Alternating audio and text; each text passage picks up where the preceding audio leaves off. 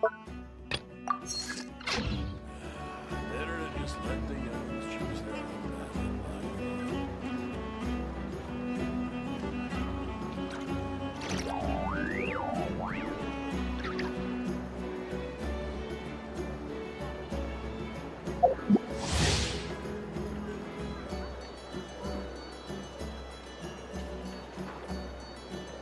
See? I checked absolutely everything. Turns out, I was right all along. Better to just let the youngs choose their own.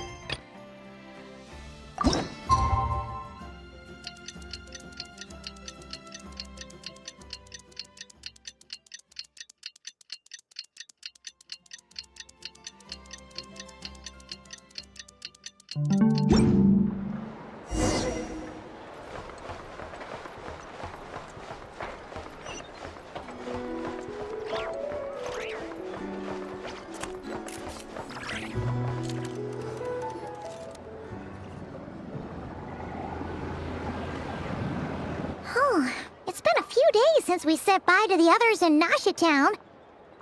Still no news about Rarer, though. Where could he have slunk off to? If only he was gone for good. But with all the trouble he stirred up before, there's no way we've seen the last of him. Hello! You must be the traveler in Paimon? Mr. Flynn has been looking for you. Unfortunately, there's been a serious wild hunt attack over at the quarry. He thinks it's time to regroup and figure out a plan. The wild hunt?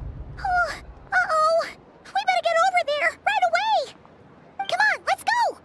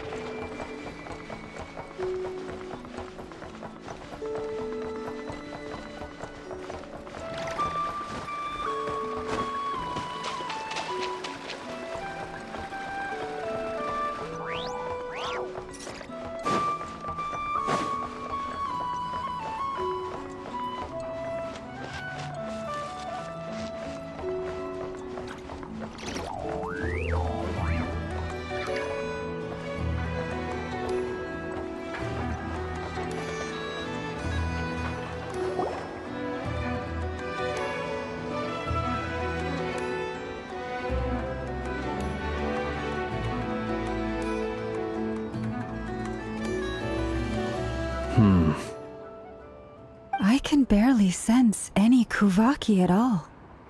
This whole area feels like a soulless husk. Looks like his appetite truly is insatiable. As if the power of that energy cannon wasn't enough. He's not seriously still getting stronger? What's his endgame here? Ah, everyone's here already. Hey, we made it.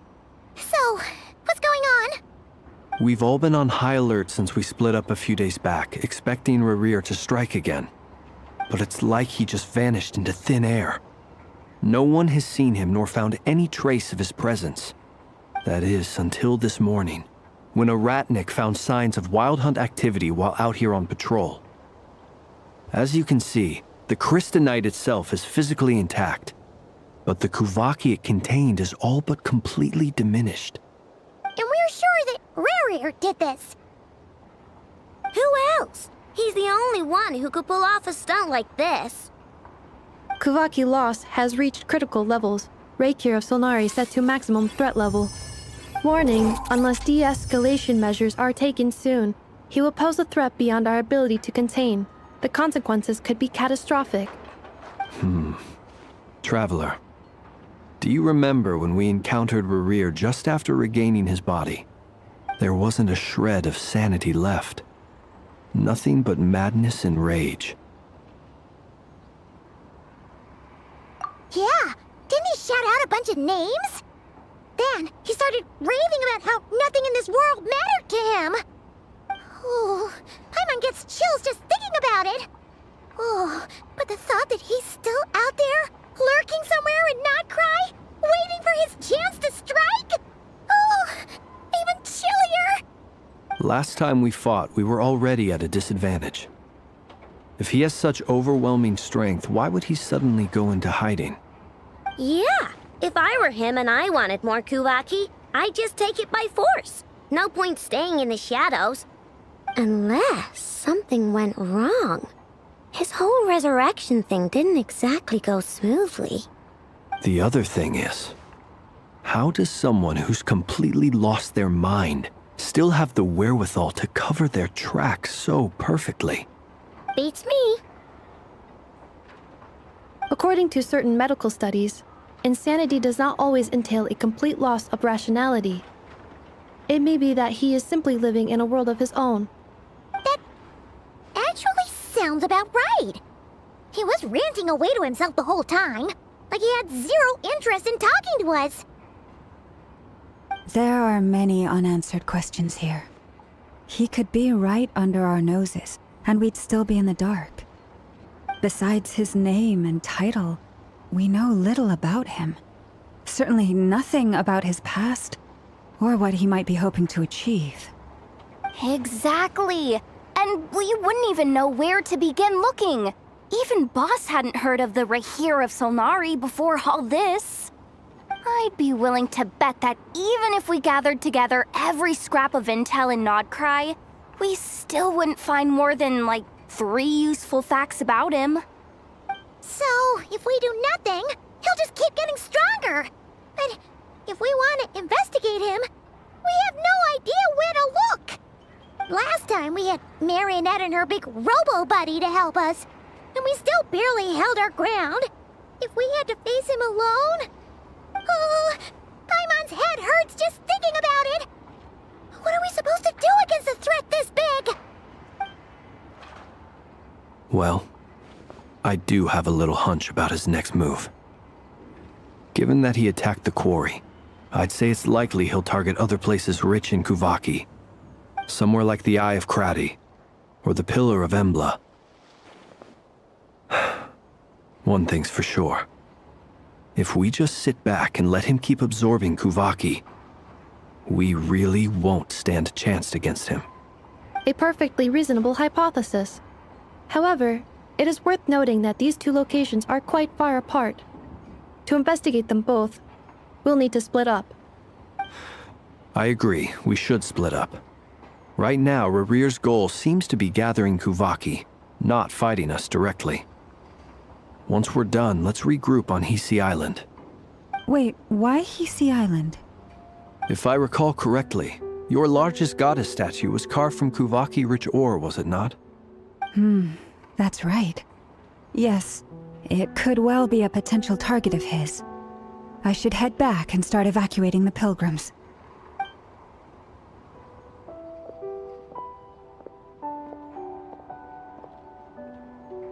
Splitting up's always gonna be risky. But I guess we don't have much choice, right? We're in a race against time here. And if we do run into Rarir, what then? That's when you follow the 3rd rule of treasure hunting. Run like the wind. Didn't you say the 3rd rule was go with the flow? I don't know. Did I? Anyway, whatever. In this situation, go with the flow means go find backup. Agreed. If anyone finds so much as a trace of Rarir, do not pursue him. Get out of the area and alert the rest of us as soon as possible. We need to put safety first. All right, we'd better get moving. Come on, Anefa, let's go.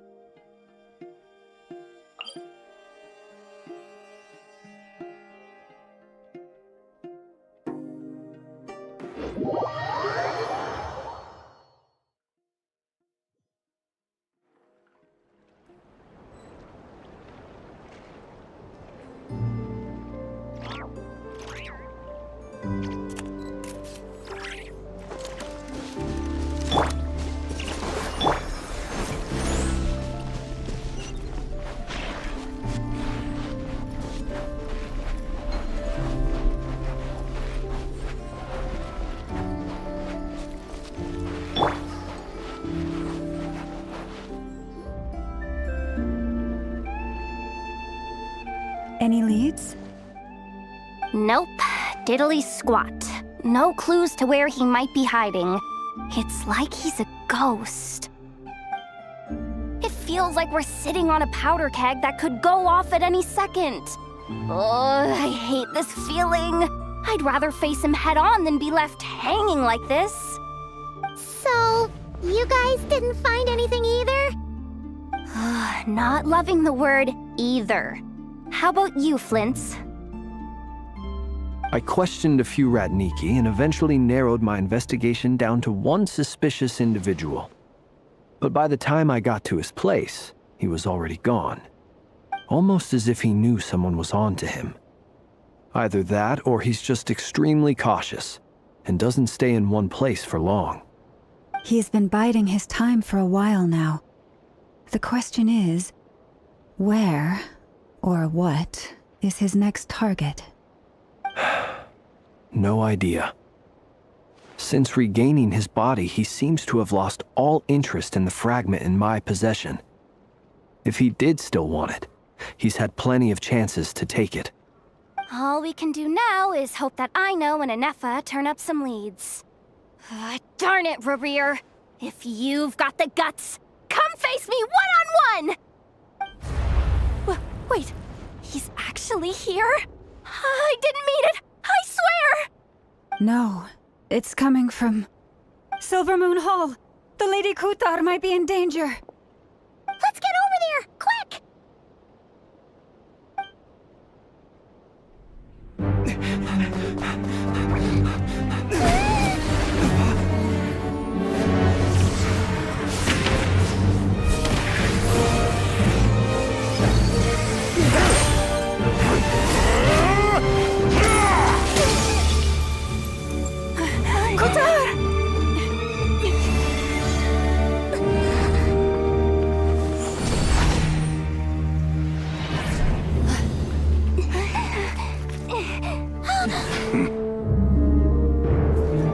Why is he attacking the damsel elect? What's going on? No time for questions. Stop him!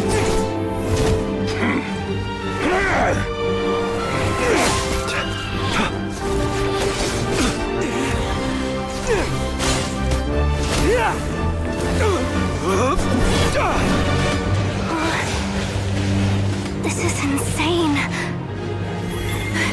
Yehuda, get Kutar out of here! On it.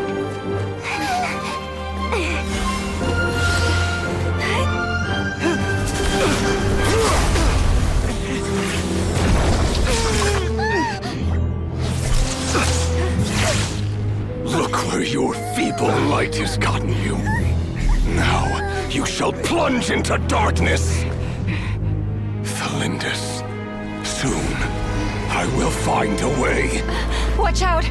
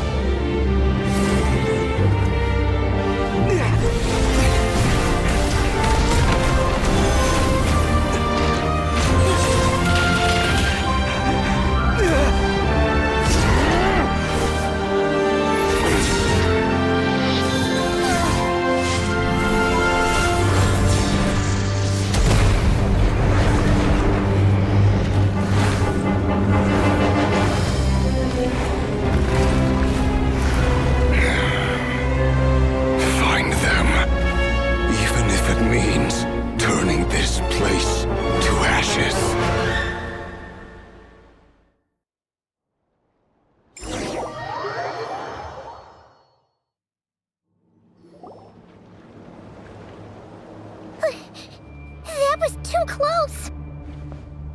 We barely made it out of there alive! What's that guy's deal? How'd he get so crazy strong? He's a threat to this entire nation. I doubt his strength could even be measured by conventional standards. I have a question. When me and Anefa showed up, we saw him chasing after this lady like he wanted her dead. What was that all about? We weren't there for the whole thing either. They were already duking it out by the time we arrived. Yeah, we didn't see how it all started. It all escalated so quickly, we had no choice but to step in. Kutar, can you shed any light on the situation? Kutar. Cross-checking database. I see. So you're the one that the Frostmoon Scions refer to as the Moon Goddess? Wait, she's the moon goddess? Oh, no wonder she looks just like all those statues. There are many reasons why people might worship the moon, and just as many why they might despise it. I've never met that person before, but there was no mistaking his deep-seated hostility towards me. Why he holds me in such contempt, I cannot say. But since he hunts the power of the moon, it's no surprise that I am a target. Kutar. There are many potential motives. For instance, you help the traveler escape his grasp. This could be his way of taking revenge. It is also possible that he covets the Kuvaki inside you and seeks to take it for his own. The list goes on. But right now, devising a counter-strategy should be our #1 priority. The likelihood of this location being discovered is close to 100%. A counter-strategy? We don't stand a chance against an enemy like this. Surely our only option is to run. He's not gonna chase us to the end of the world, right? So as long as we can sneak out of Krai undetected. No, I can't say that. Come on, Yehoda, this is serious stuff. You can't suggest we all just chicken out. Running is our only option. Huh? You seem surprised, but what other choice do we have? We are facing an enemy we cannot possibly defeat in battle. Well, I mean, yeah, but still. It's not too late. I can distract him, so you'll have plenty of time to make your escape. Wait, what? You're gonna act as bait? Doesn't that make sense? I'm the one he's after. There's no need for you to risk your necks on my behalf. A coyote doesn't stop for bypassers while it's howling at the moon. What is it, Loma? The Frostmoon Scions have already grown accustomed to life without their goddess. My presence here is no longer essential, and this is not my home, so you needn't ask me to stay. We can't just roll over and let him get away with this. That's not our style. Yeah, we can't just call it quits after everything we've been through together. Besides, she'd pretty much saved my life back there. If I just ditched her now, I'd never forgive myself. We can't overlook that you have saved our lives multiple times now. To talk of returning the favor would be a little crass for my liking. But suffice to say that we are friends, and friends look out for one another. Rira's true objective remains unclear. Even if we were to sacrifice Miss Kutar, there's no guarantee he would stop.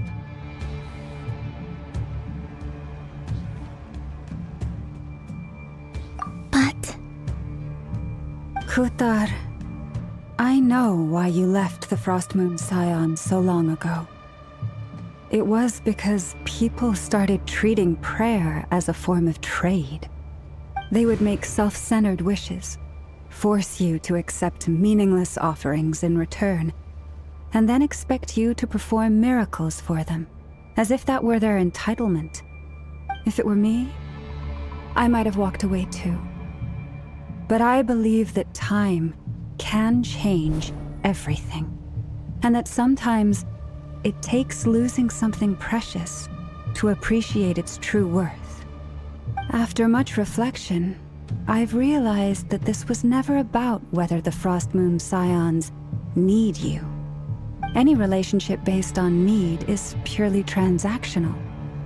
What I truly hope is that you'll choose to stay, not out of obligation, but as part of our family. You were born here, and now you've returned. Who knows? Perhaps it was the moonlight that guided you home. Thank you, Lauma. But my power is on the wane. I'm afraid I will be of little use to you now. Very well then. I'll do as you say. Both times you saved us, we were transported across great distances in an instant. Is that one of your powers as the Moon Goddess? It is, but I find it very draining. I barely managed to pull it off just now, and it will be some time before I'm strong enough to do so again. Rejected by the world, my power is dwindling. Like a lake cut off from its source, slowly shrinking away. Now, it has almost run dry. What do you mean, rejected by the world? The 3 moons belonged to the ancient bygone era in which they came into being. From the moment I was born, the world itself has been steadily sapping away at my strength.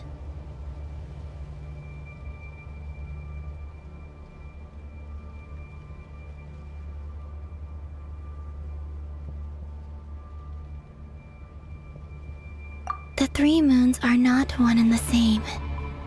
As the goddess of the Frost Moon, I cannot wield the powers of the other 2. Yet moonlight has a way of blending together. Each can reflect the other's glow. So when our fingers touched, I was able to restore my strength by drawing Kuvaki from the eternal moon's marrow. But this method of recovery is painfully slow. If only we could find the...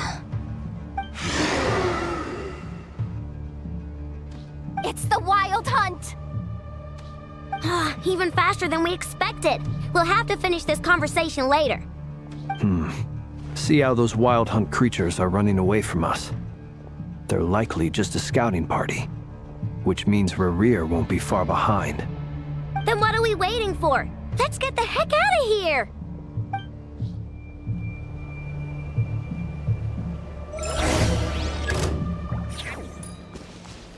Poor lost lamb.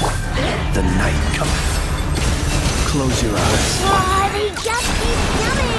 This is driving me nuts! Rerir's closing in on us. We need to pick up the pace. There's too many of them! And this time, we can't fall back on Kitar's house to escape! This goes on much longer.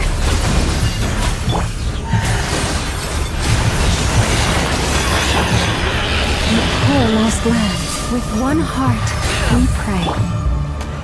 Rash attack! Preparing for Dusta. Defensive mode engaged. Leave this place. The night cometh. For the everlasting forest.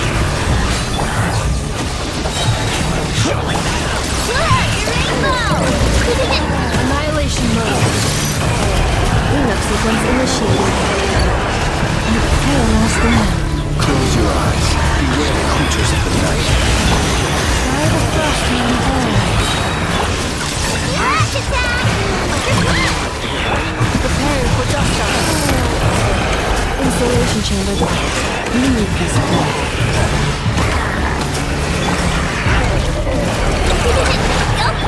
For the everlasting forest.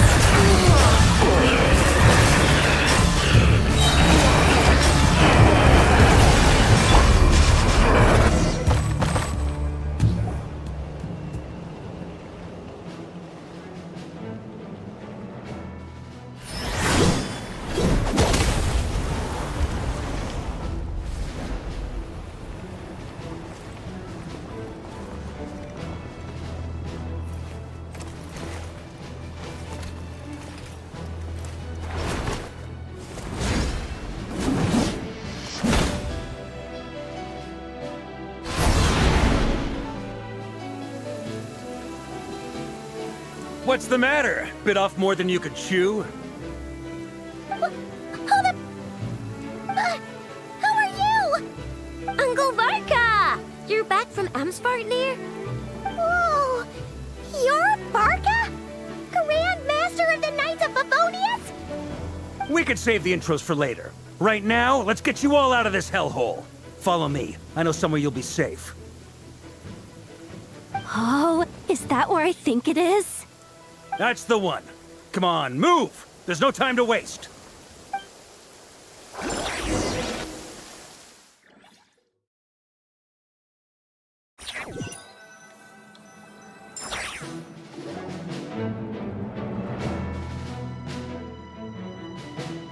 Wow!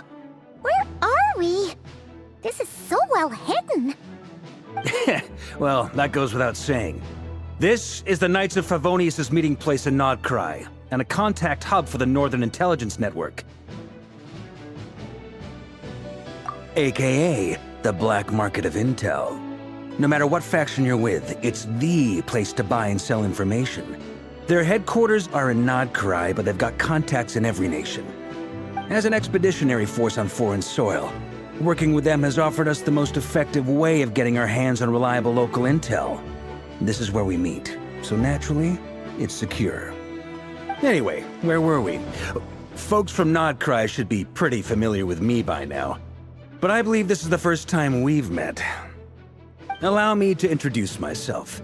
I am Varka, Knight of Boreas, and Grand Master of the Knights of Favonius. We've heard all about you. This meeting's been a long time coming.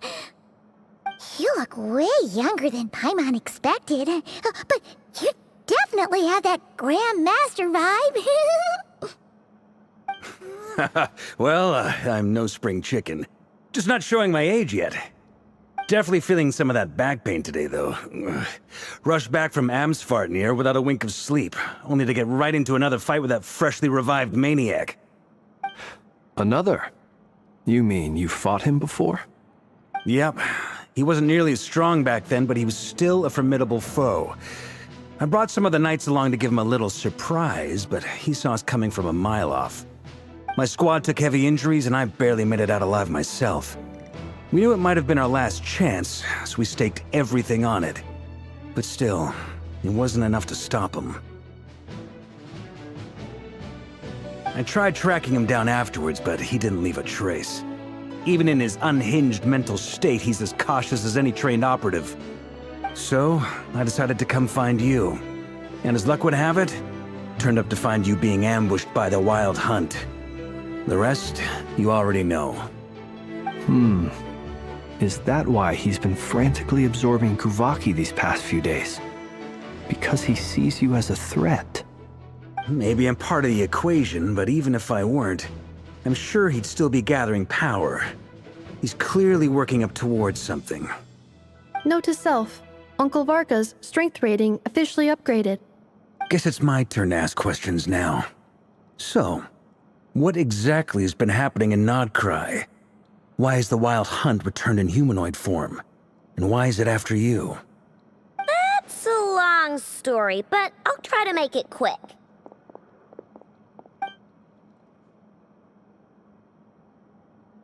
Wow, I had no idea so much had happened. Sounds like you guys have really been through it. So, the Kutar is actually a Fatui Harbinger. And all this Wild Hunt activity in Krai is the work of the Raker of Solnari, one of the 5 sinners. That's a lot to take in. Need some time to wrap my head around it all. I'm truly sorry, Mr. Varka. You stood with us against the Wild Hunt, and did everything you could to stop it from escalating into a full-blown catastrophe. And then, the one time you're away, it all comes to a head and all your hard work gets undone. You've got nothing to apologize for, Miss Moonchanter. You can plan 100 steps ahead and still slip up. That's just life. No one knows what tomorrow holds. You can't predict which way the wind will blow next.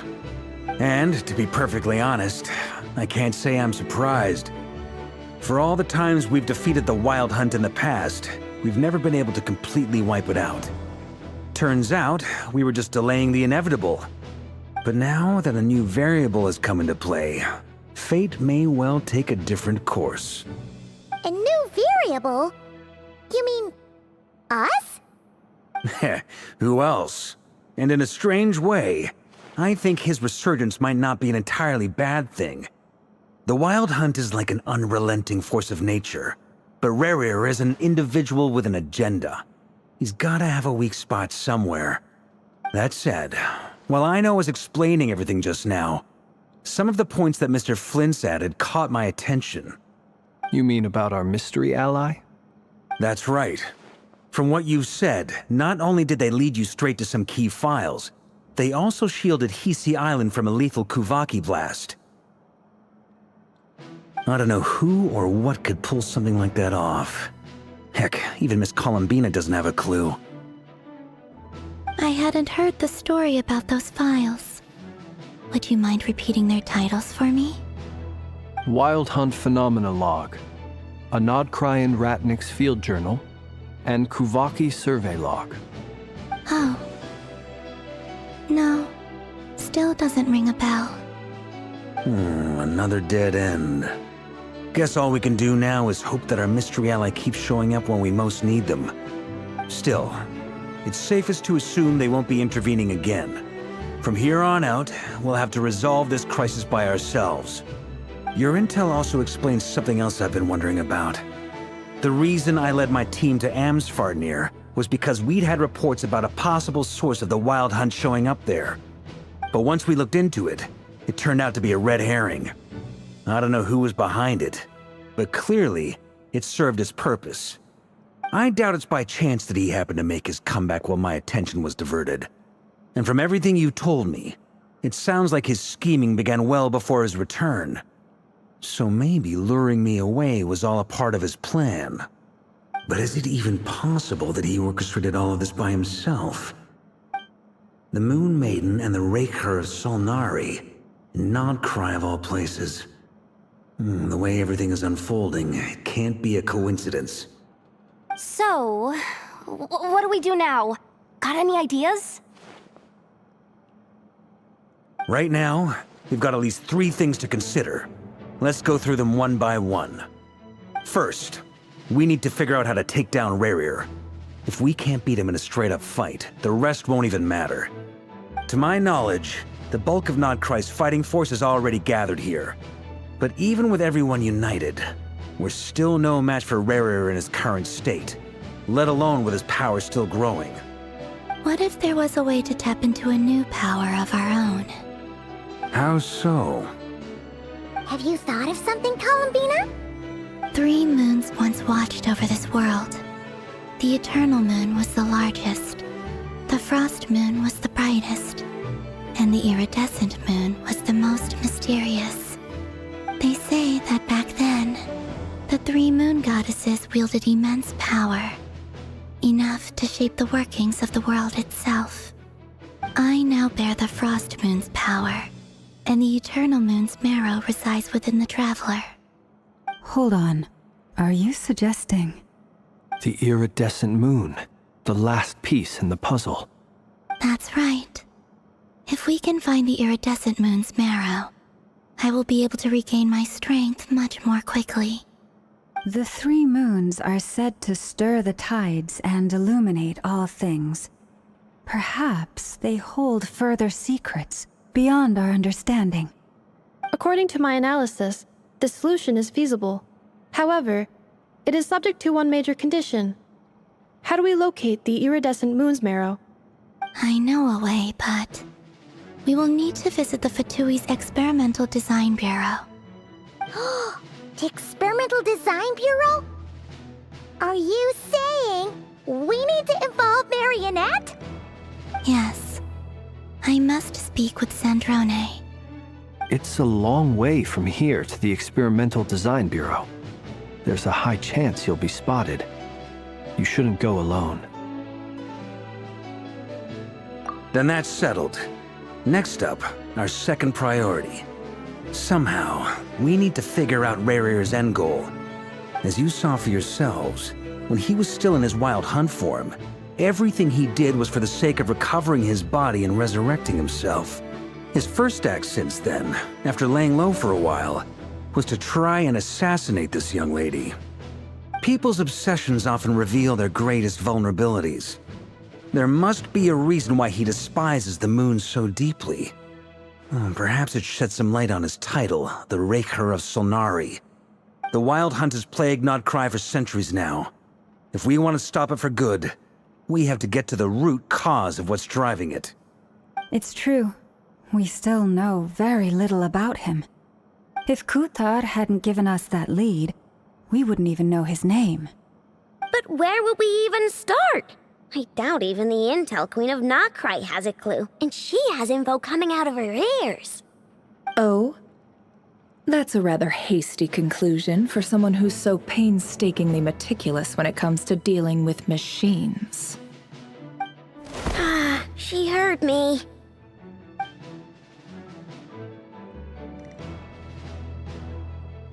Boss! What are you doing here? I'm now asking myself the same question. I received a letter from a humble knight of Favonius, requesting a meeting to discuss a major business deal. But it looks like this humble knight had something else in mind. Details. Miss Neffer, the important thing is that you've arrived at the perfect time. Since his failed ambush, I've been racking my brains trying to come up with a plan to fight Rerir. Given the severity of the situation, I think it's fair to say that our only chance lies in uniting as one. And I'm talking all the factions in Krai. We can't do this without the Curatorium, but I knew it'd be a tough job to win you over. So, I took the liberty of reaching out for a little chat. Wait a sec. How did you even hear about this place, Neffer? Didn't you say this is meant to be the Knights of Favonius' meeting spot? And a contact hub for the Northern Intelligence Network? And isn't it supposed to be super hidden? You really think he could have gotten settled in Krai without my help? Besides, I'm the one running this gig. Of course I know where the meeting place is. Allow me to introduce the current head of the Northern Intelligence Network. If it's intel you're after, she's your woman. Pretty much seen and heard it all. Please spare me the flattery. Let's cut to the chase. Seems like you've run into some trouble, huh?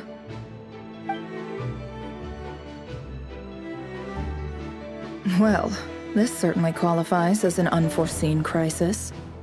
On behalf of the Curatorium of Secrets, I wish you all the best of luck. So you're just going to sit this one out? Why should I get involved? What could possibly be in it for me? What if we told you we can't do this without you? Oh? Then I'd say, you'd better make it worth my while. I don't work for free. I can't put a price on something like this. It's just not in my nature. But then again, you and I have always been polar opposites in this regard. So I can't exactly say I didn't see this coming. If you insist on compensation, I will pay you. Consider this a formal commission. Sound fair? You just don't give up, do you? Too bad. I know you well enough to know you can't afford my prices. The riskier the job, the more it'll cost. And a moon chanter's stipend isn't exactly generous. Unless you're planning to start passing the donation box around among the faithful. Boss, just a thought. If they come up short, maybe you can take the difference out of my next few paychecks. Things got really dangerous during the fight with Rerir. If this girl hadn't saved me, I'd be ley line fodder by now. I'd be gone for good, boss. If there's any way we can make this work, I'd really like to help her. Please? I'm begging you. This is why I'm always telling you never accept favors. They are the hardest debts to repay. You have to be careful who you get involved with, or you invite all kinds of misfortune. Very well, Yehoda, I will help. But just this once. Don't count on this happening again. Flynn's, that fragment that Rerir was after, do you still have it on you? Of course. Let me borrow it. I need it to follow up on some leads. Wait, you actually have some leads? Shh. This is top secret information. I get it. We all have things we'd rather keep to ourselves. Plus, I know we can count on you, so we'll leave the intel gathering in your hands. And that brings me to the third and final item. We need to find a way to distract him. We need time to make our move, so someone will have to stall him. I'm in for this part, no matter what. Anyone coming with? Count me in too. Come off it, you two. Quit playing heroes. I'm way ahead of you here. Nefa did a scan of the Moon Goddess's Kuvaki signature, and we're gonna use it to make some decoys over at the Kramkake craft shop. Anyone who's in, follow me. Once they're ready, we'll deploy the decoys across Krai. So as long as the rest of you keep moving, he won't catch on to your scent and won't be able to track you down. I like it. Genius idea. No biggie. All right then, we'll split into 3 teams. Once your team has finished their mission, return here and wait for the others. Dismissed!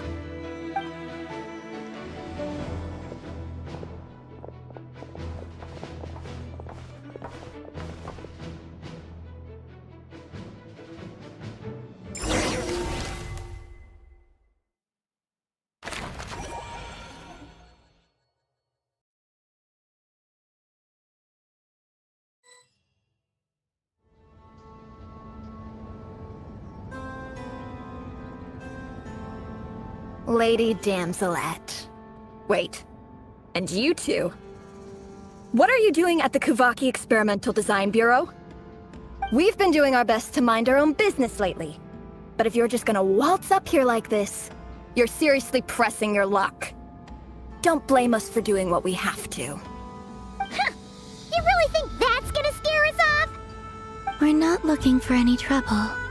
I just want to see Zandrone. Do I need to remind you that you're still a wanted fugitive for deserting us?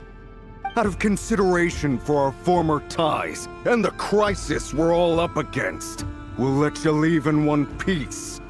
But don't even think about trying to get inside. Let them in. But... Are you going to make me repeat that? No, my lady.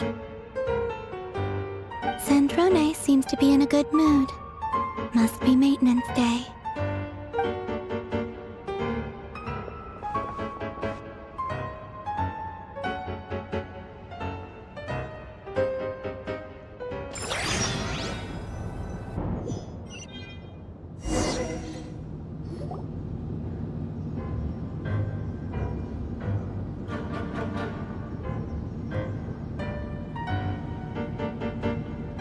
So tell me, to what do I owe the honor this time? Actually, before you answer that, just so we're clear, we're not colleagues anymore, Columbina. I don't owe you anything. I promise it's nothing big. It seems like you've gotten the wrong idea here. The only reason I let you in was because I was bored. It seemed like a way to kill some time and satisfy my own curiosity. Whatever miscalculations I may or may not have made in the past, I haven't lost the plot enough to even consider sticking my neck out for your sakes. I'd like to speak with Arlecchino. What? Huh? You mean the knave? I'd like to speak with Arlecchino. Is she in Krai? No, she's not. Once the work on this facility was completed, she went back with the Rooster and Regrator. The only ones in Krai are me and... What is it you need to speak to her about anyway? Rerir is hunting me. If I'm going to face him, I must first retrieve the lost moon.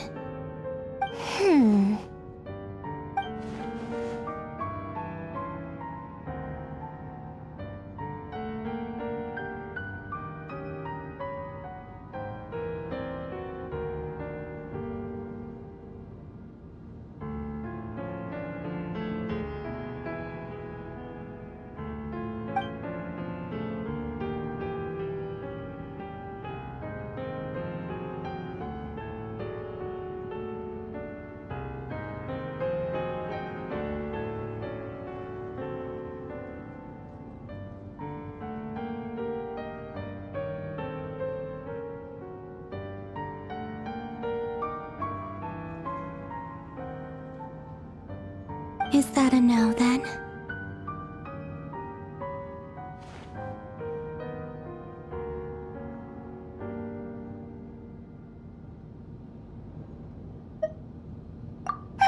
As if I need reminding. I was this close to settling things with him before someone decided to whisk me away to their weird little garden.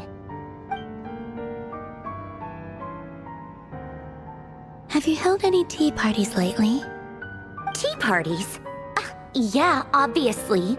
You don't seriously think we'd pack it all in just because you aren't here. If anything, they've been more eventful than ever. Just me, Arlecchino, and a bunch of insolent and sensitive guests who won't stop asking where you've gone. Oh, they've been a real joy. I bet you served them the worst tea you have. Just like you used to do to me when I upset you. Who cares about how good the tea is when there's no one around to drink it? I keep losing people. First Rosaline, now you. I'm running out of people who can make me laugh. Honestly, what could be more ridiculous than the multi-centenarian goddess, who's only ever had the plain herbal tea she received as offerings? You'd always brew a different type of tea for me each time. Was it really just to see how I'd react?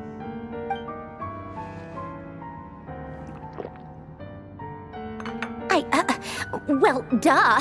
Why else? Watching you squirm was practically my only form of entertainment.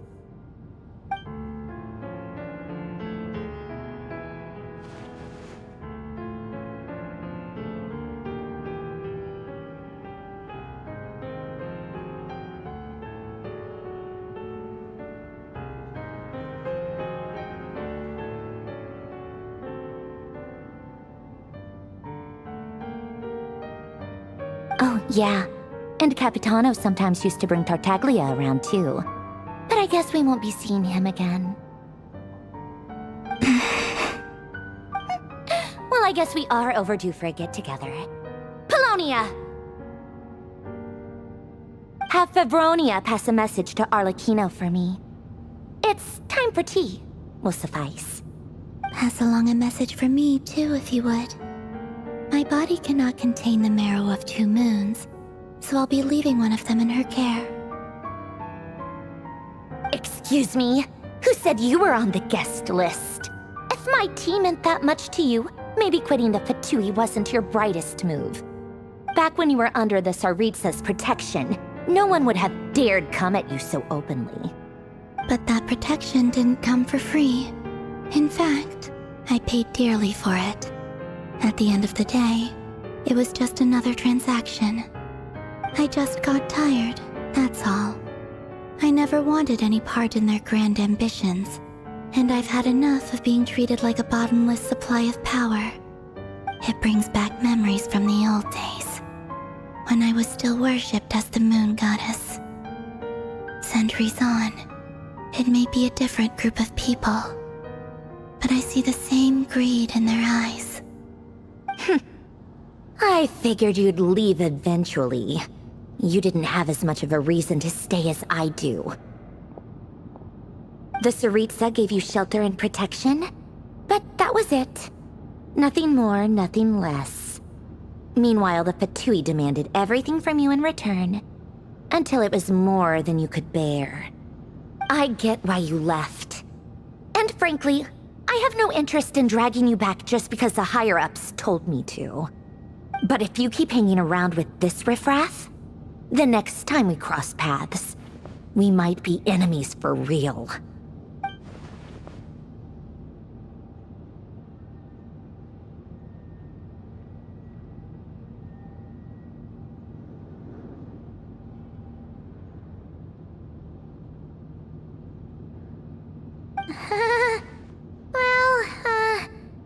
Guess that's our cue to leave.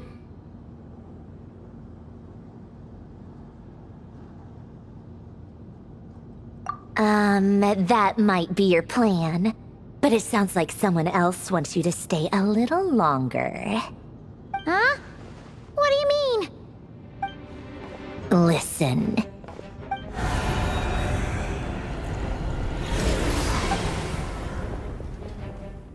My lady, it's the Wild Hunt. A horde of monsters is headed straight for the facility. Ugh, another uninvited guest trying to crash my tea party. Clear the area! I'll handle this. Wait, what? You want us to leave you here by yourself? Huh, you'll be lucky to make it out of this alive. You really think you can afford to worry about me? Go on, get out of here! You may have stopped Polonia from crushing him last time, but I've made sure that won't happen again. The entire Experimental Design Bureau is rigged for war. Stay and watch if you want, but it'll be at your own risk. You're not flagged as friendlies in a weapons system. Don't tell me what to do! Look, if you're leaving, make it quick. Or you'll just get in my way. There's a secret passage on the second floor. It'll take you right to the plains out back. Stare all you want, Columbina. You're not getting another invitation to my tea party. I know.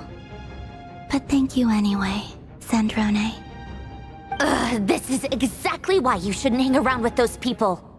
All their melodrama and sentimental nonsense is rubbing off on you.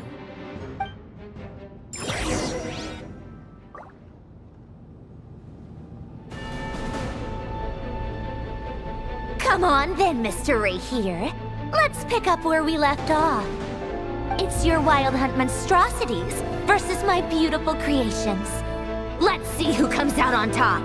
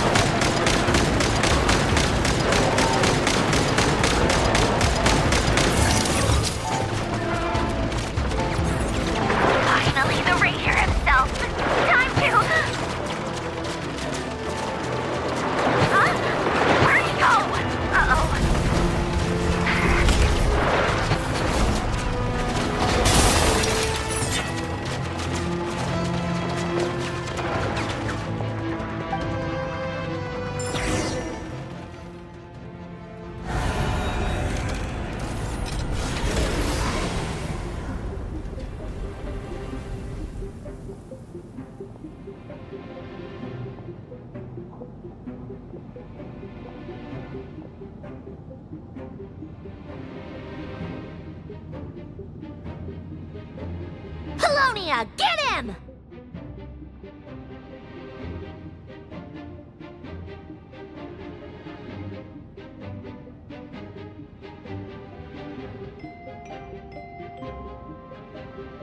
I've upgraded Paulownia again since our last encounter, and uploaded every last scrap of your data.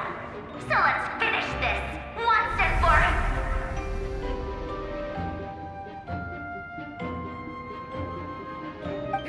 She's not here.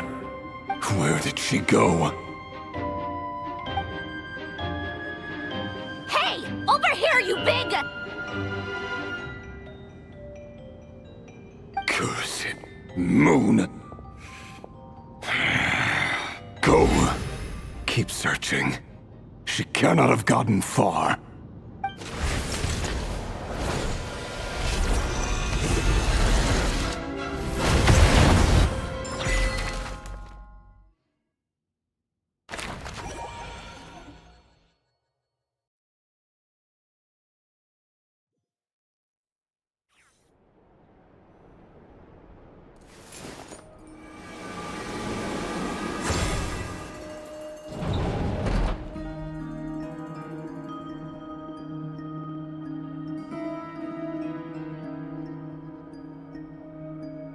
So this is your method for investigating Rarir's past? It almost looks like some kind of ceremony. Good deduction. But it's quite a different affair from what you're used to with the Frost Moon Scions. Whoa! First time I've ever been in here. Boss always said it was off limits, so I pictured some kind of creepy dungeon. But it's actually kinda nice. Oh, I guess this must be Sumero decor? That's where Boss is from. And that nice shopkeeper who sold me my treasure compass. I'm not sure exactly what you've got planned, but it looks like you're all set. When do we begin? Whenever we wish. But for some reason, I've got a feeling this isn't going to end well. I've never faced Rarir myself, but from what you've told me, his power is beyond anything I could imagine.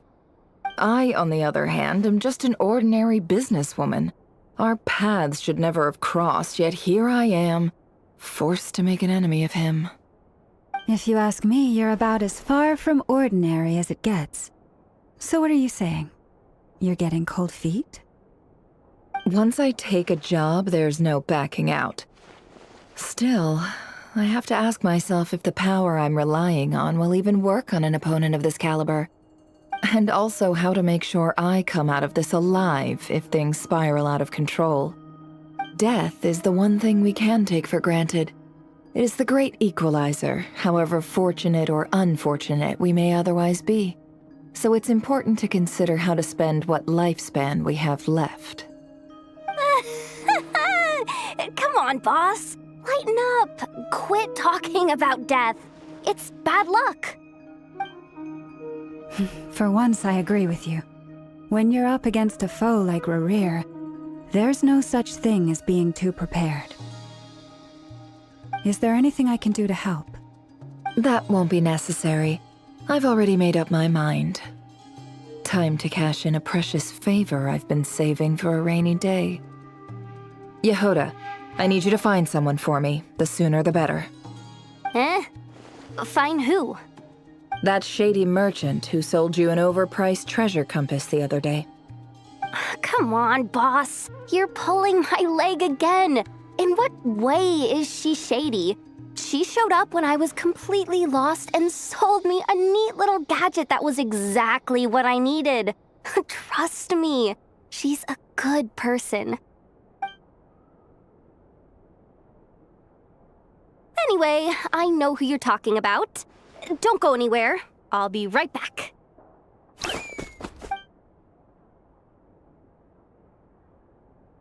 Quit grabbing me. I genuinely can't run any further.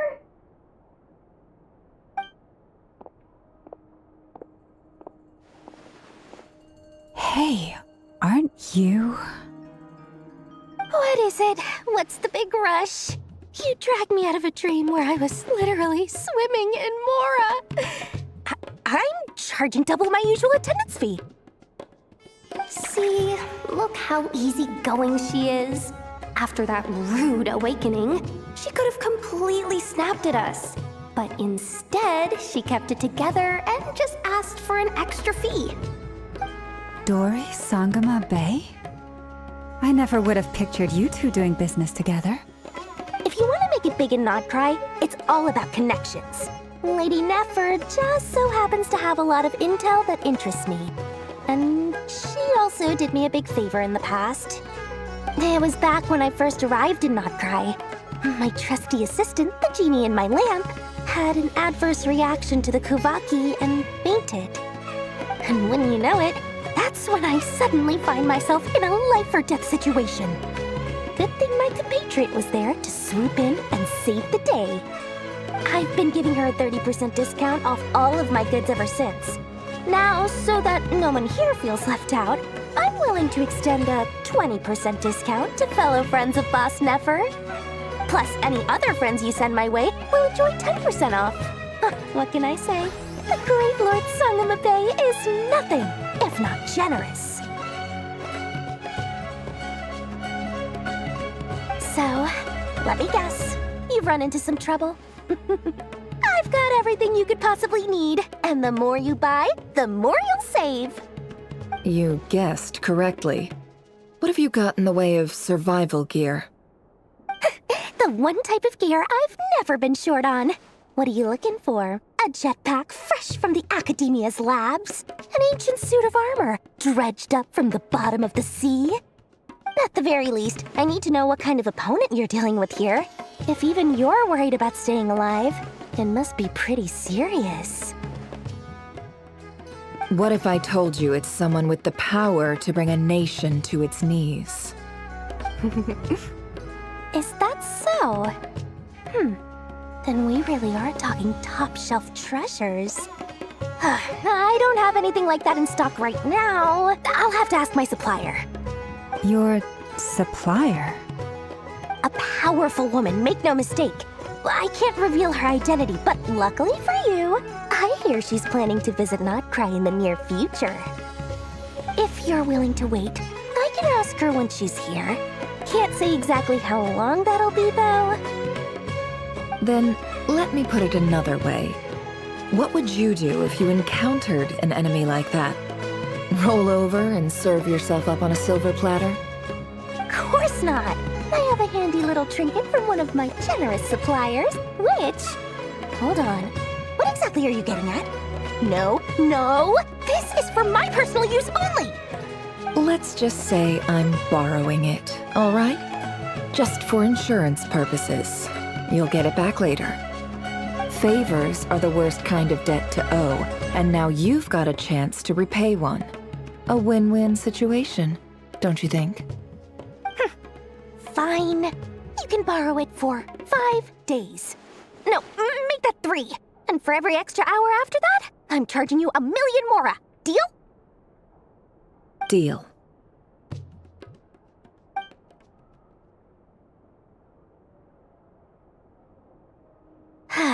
What a way to start the day. Now, was there anything else you wanted? Or can I go back to bed now?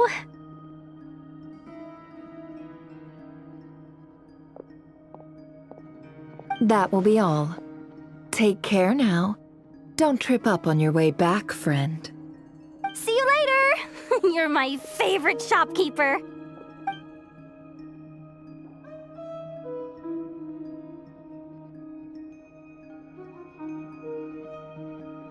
Excellent. Everything is well and truly ready. The ceremony can now begin. After initiating the ceremony, your minds will follow me wherever I go. You will see many strange things in your mind's eye. So remember, don't be frightened, and don't make a sound. Now then, let us peer into the Raker of Solnari's past.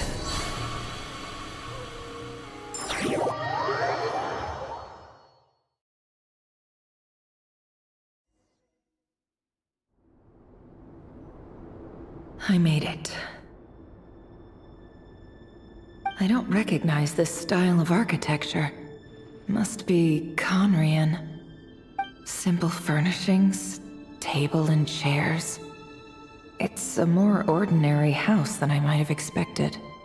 Looks like the fearsome Raker of Solnari came from surprisingly humble beginnings.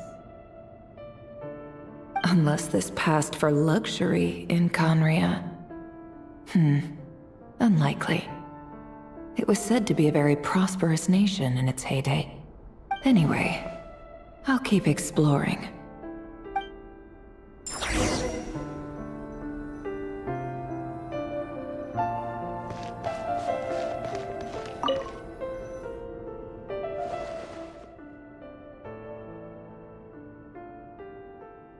Hi, Reverie. Since you're working extra hours tonight, I thought I'd keep myself busy by checking out that new kebab shop. I've heard good things about their menu. I'll test it out, and if it's as good as everyone's saying, let's go back together sometime. P.S. New stash from the Universitas Magistrorum. I brought some goodies home. A few teacups and a pin rack. Hope you like them. They didn't sign their name, but they must have been close. Sounds like they were living together.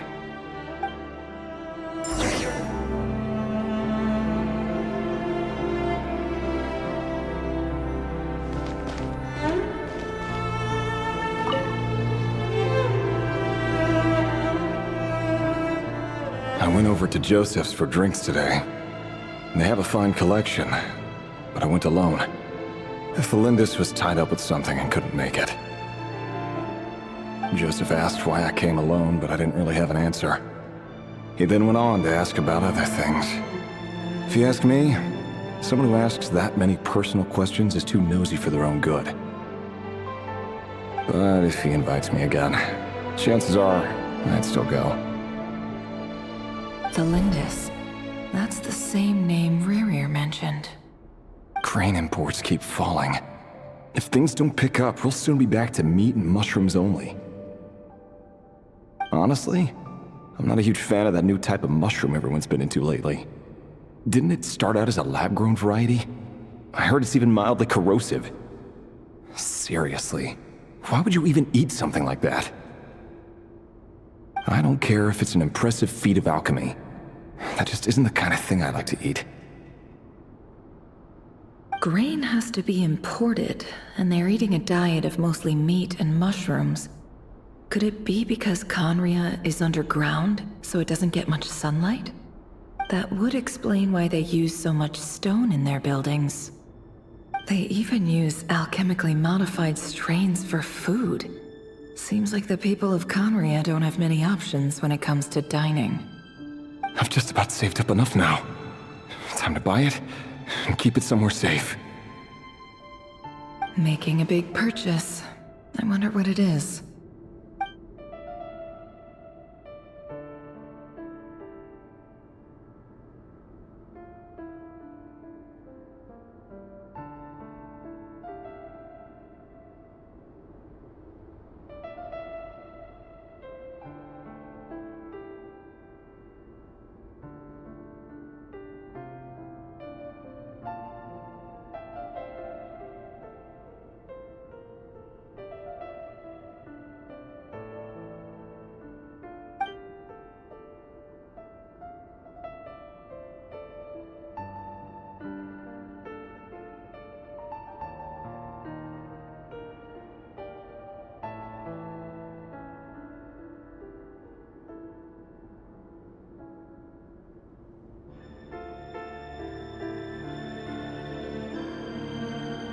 He really is a professional.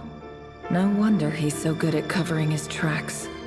Despite what he's become, it seems like he's retained certain habits, at least in this regard.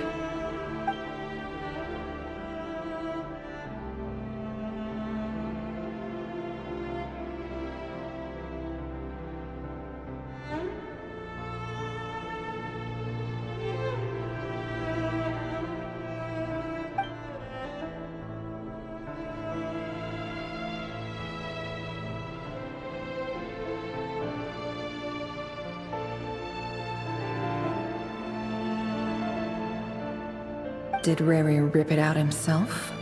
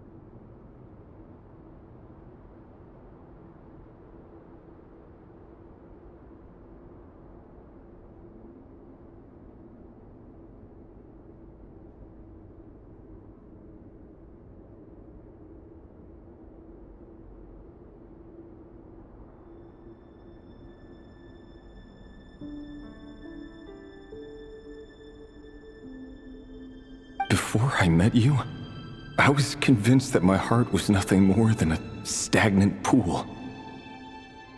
The burial place of a fallen moon. A withered, windless grove where the waters rested forever unrippled. It was you who helped me see that my heart hadn't entirely withered away. That it could still beat to the rhythm of love. This is just trivial sentimentality from the looks of it. Why would he go to the trouble of hiding that? The burial place of a fallen moon.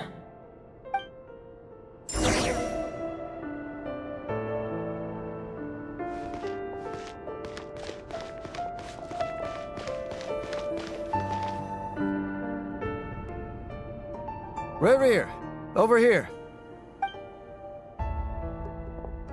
Dane! Oh, and, Vedelfin here? What a surprise to see you here, sir. Hello there, Rerir. You need not address me so formally outside of court. He doesn't get that much free time, so I invited him over for a drink. Even the court prophet deserves a break every now and then, right? Well, I'm flattered. So, what are we discussing today? Hey, don't look at me. As far as I see it, we don't need an excuse to have a few drinks. Come on, don't give us that. Didn't you say you were about to pop the big question? How's that coming along?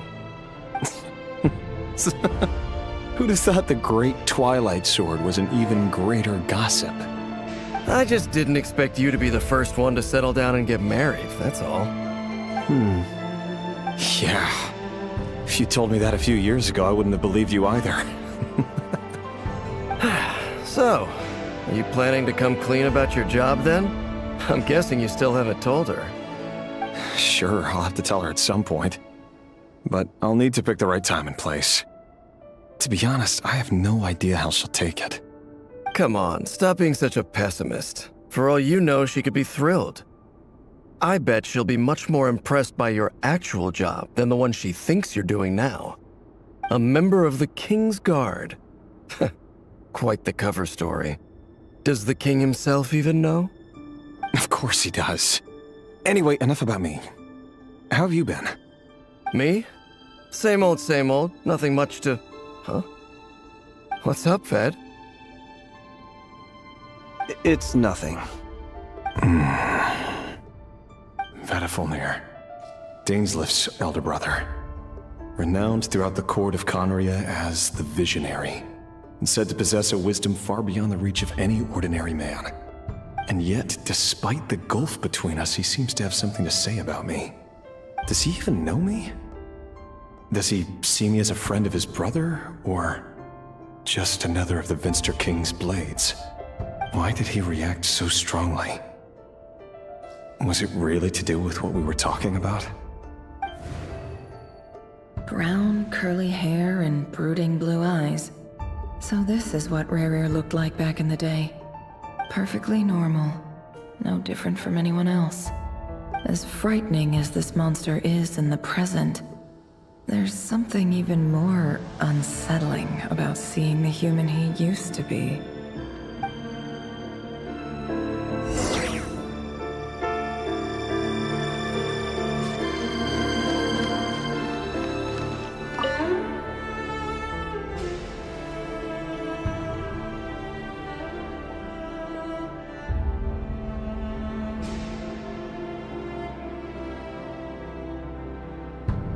Felindis? You're back early?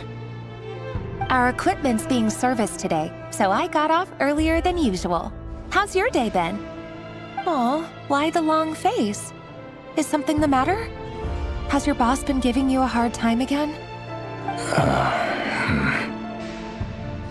Went for a drink with Dane and the others after work. Isn't that a good thing?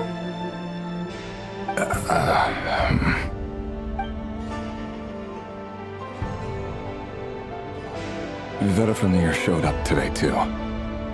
You know, Dainsleif's older brother. Ah, Mr. Vedifenir. Yes, I've heard of him. They say that everything he says ends up coming true. He overheard Dainsleif mention that I'd recently proposed, and seemed to have an issue with it. But when I asked what it was, he kept it to himself. So, you're worried?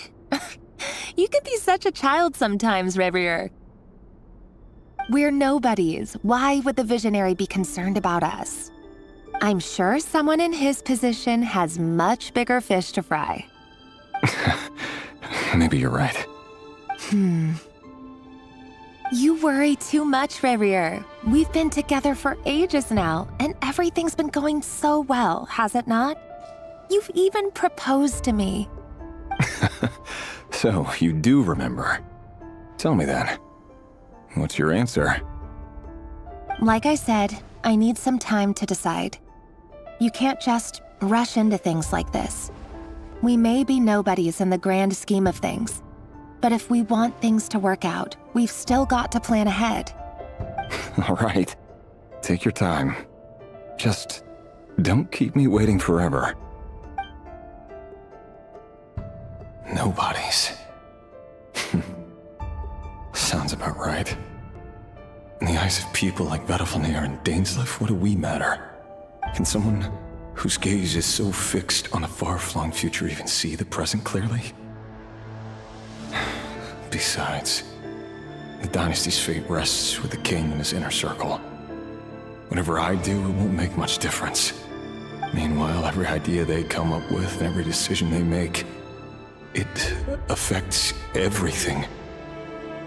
These days, the king is lost in his research, and the purge of the Crimson Moon bloodline grows ever more intense. The opposition tried to speak out, but nothing came of it. And I'm under no illusions as to why. Because we eliminated them and got rid of their bodies. A man can have 1,000 reasons to carry a sword, but there are few good excuses to use it. Yet the king has never even considered a gentler approach, and he never will. What becomes of someone who kills on another's behalf? Can he ever find true peace?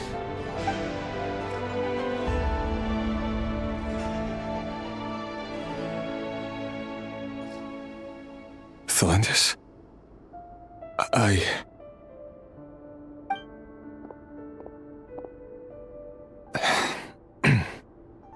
It's nothing. You were right. Fate has never smiled upon nobodies like us. But by the same token, it's unlikely to bear a grudge against us either.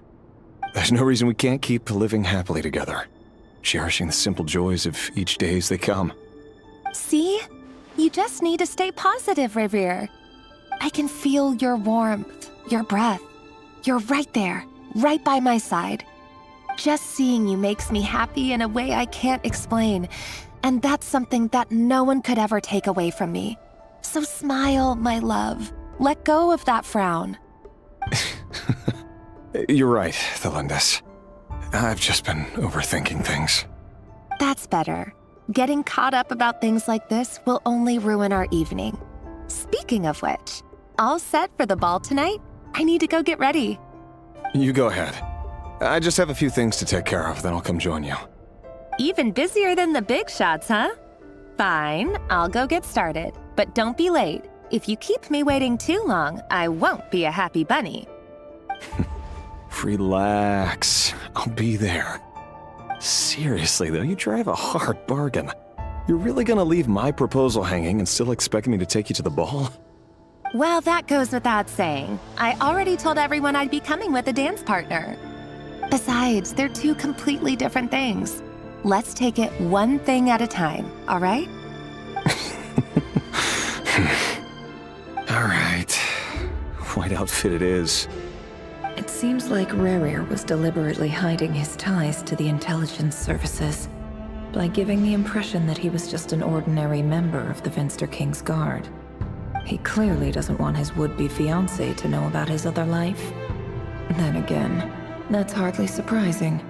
People in the intelligence trade rarely do. Who'd have thought we were in the same line of work?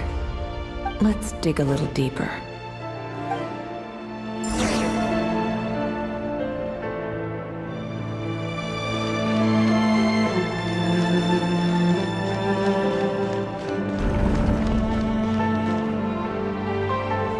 Our last operation was a resounding success, and all thanks to you, Rahier of Solnari. In total, we apprehended 32 dregs of the Crimson Moon, and 67 accomplices.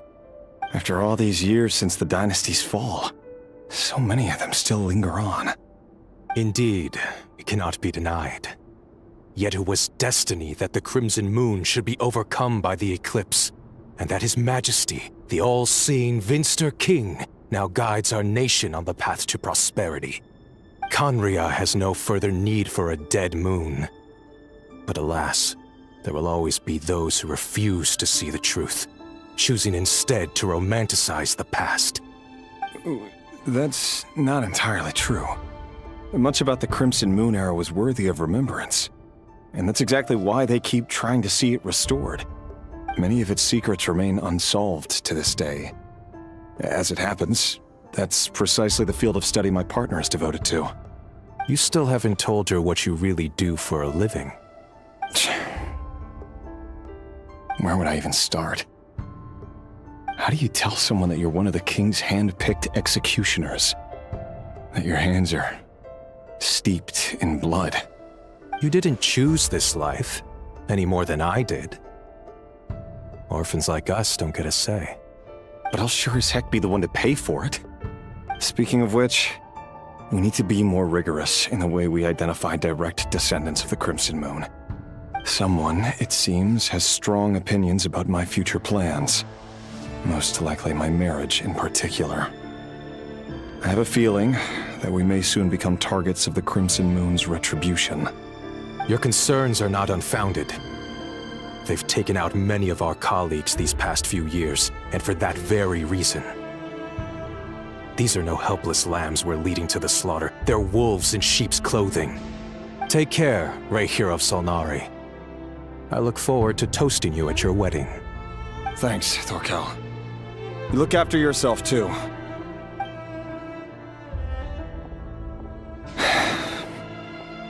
Thelindis, I never wanted to keep this from you. You're the last person I would ever want to lie to. But that's exactly why I can't tell you everything. There are things you shouldn't know. Things you cannot know. The moonlit dynasties are a thing of the past. Yet even now, with the sun shining high in the sky, there are those who would call forth a dead moon's ghost. Could that be why Vedalfnir held back? Or was it because of some court secret he's not at liberty to share? I have to get a clear answer from him. No matter what happens, I will protect Thelindis. Rerir seems to be very concerned by Vedalfnir's reaction. Vedalfnir and Dainsleif, the Visionary and Twilight Sword. So that's what they were really like. I've investigated this whole area now. There doesn't seem to be any other memories here. Should I try somewhere else? Wait a second. What's this black smoke?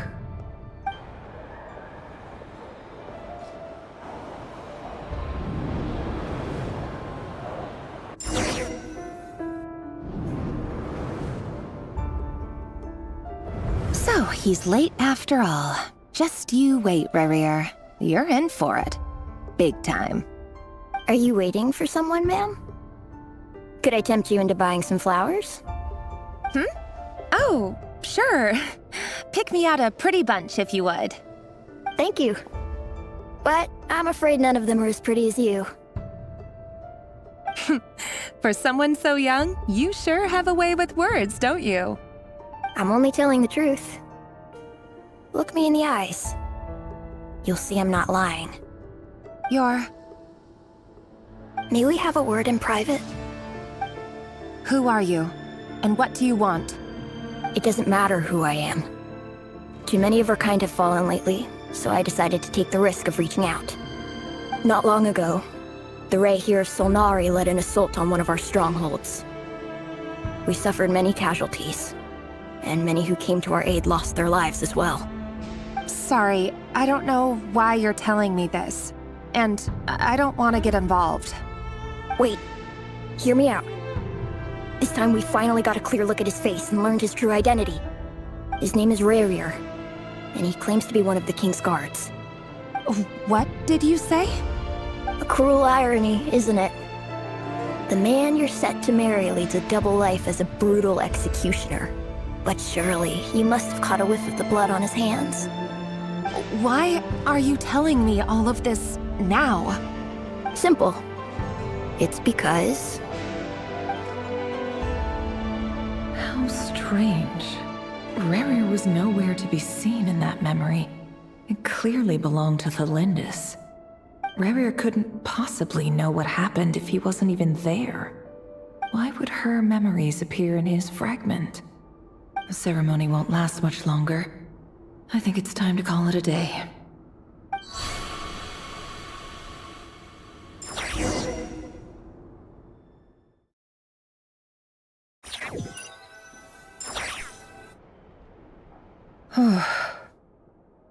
So that was your doing? Did you just pull us inside Rerir's fragment to spy directly on his memories? Any more questions, and I'll have to start charging. I had no idea you could do that, boss!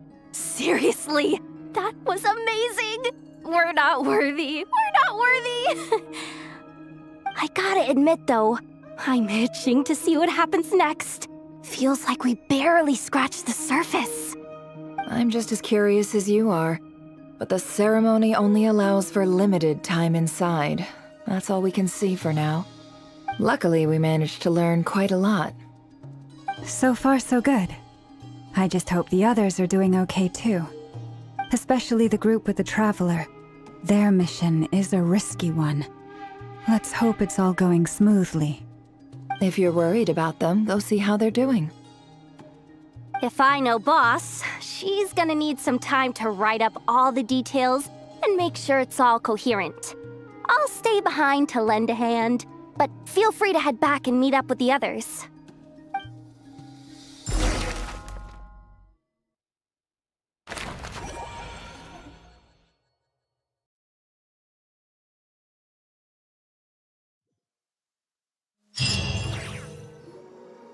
Oh, they've been prowling around for nearly 2 days now.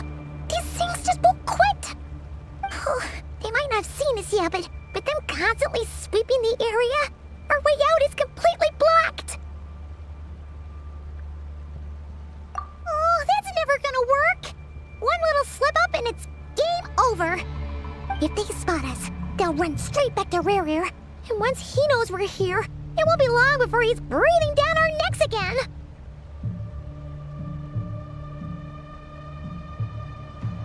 Oh, guess you're right. All right, time to zip it.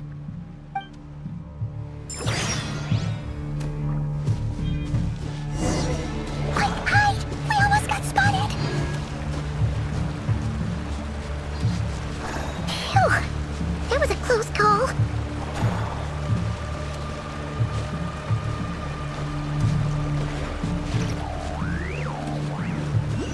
Watch out! It's coming this way!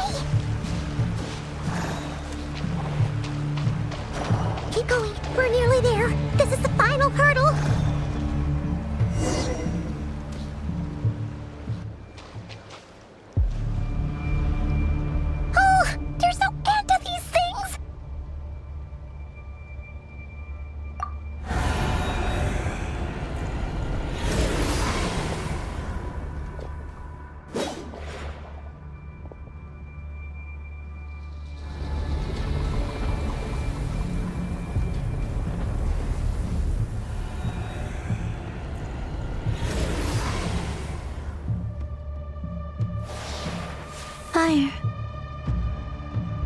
Fire? Wait, what's that smell? Oh no! There's a fire!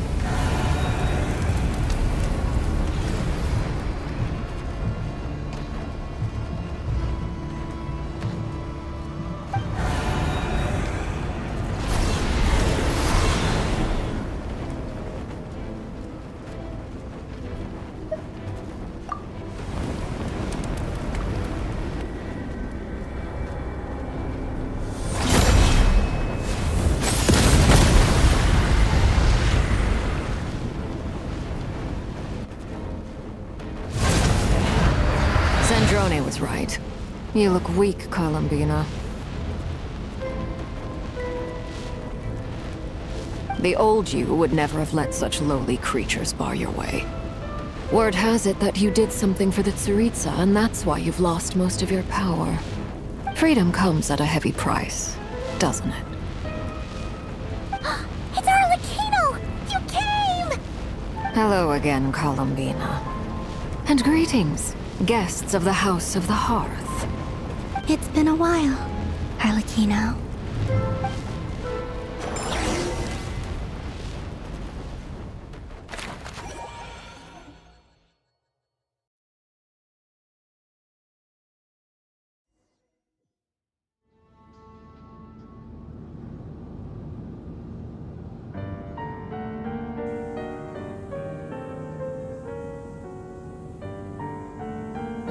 Stupid right here of stupid Solnari. Ugh, whatever. I've got all the data I need. Next time we meet, you're finished.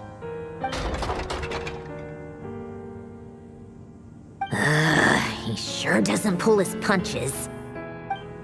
Excuse me, do you need a hand? You can do me a favor by staying out of my way. Can't you see I'm busy? Wait a minute.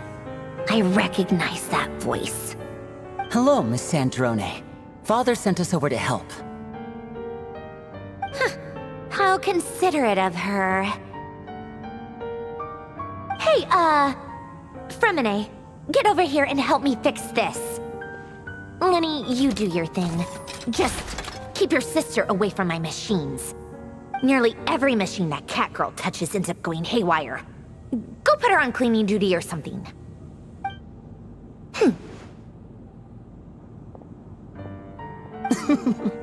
Then let's start downstairs. Fremine, we'll leave this place to you. You've got it. Wait a second. Pretty sure there's still some tea in the cupboard. If you want some, you'll have to make it yourselves.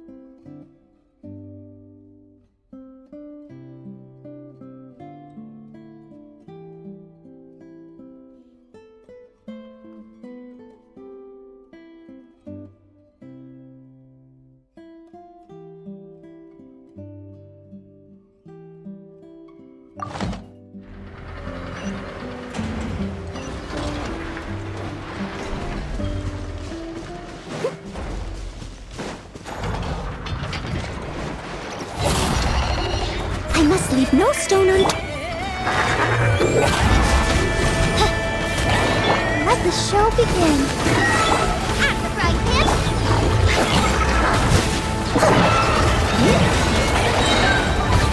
dutiful maid would.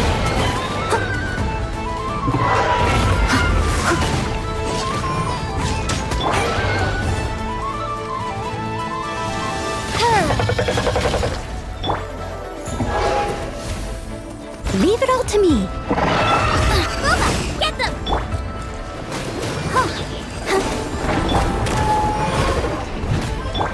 By royal decree!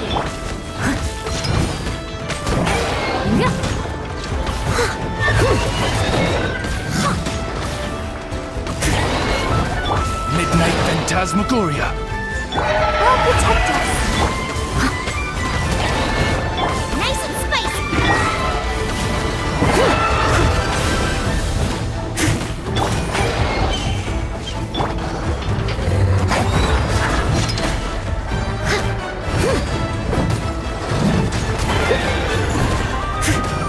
Gooba, get them! Oz, reveal!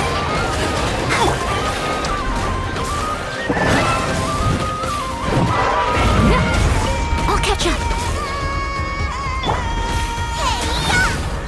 Nice and spicy! Let's dance. I must leave no stone unturned. By royal decree!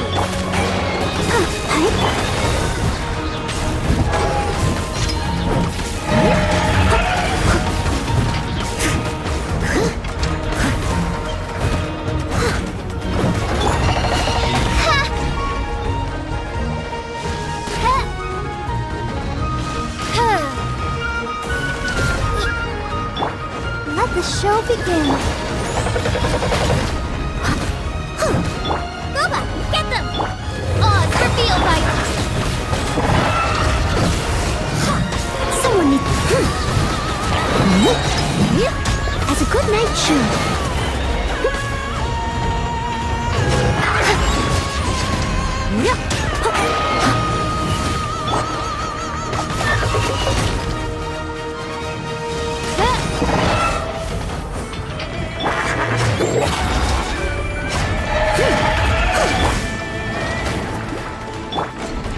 By royal decree! Let's dance. Wings of darkness! Come, set... Nice and spicy!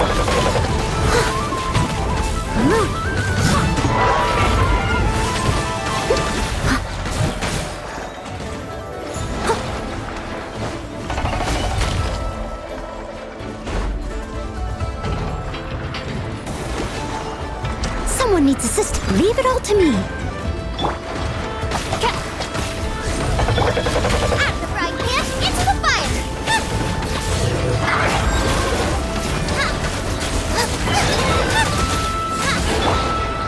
No rest for the... Let the show begin.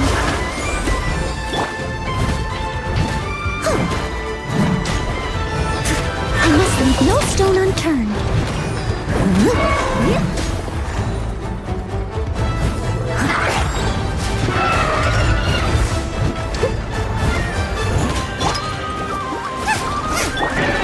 Oz, reveal thyself! Eat this! I summon the...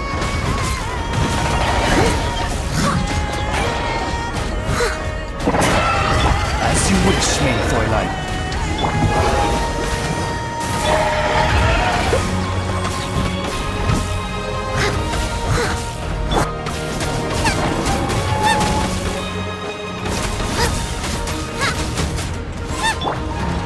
Leave it all to me. Gooba, get them! By royal decree... As a dutiful maid would.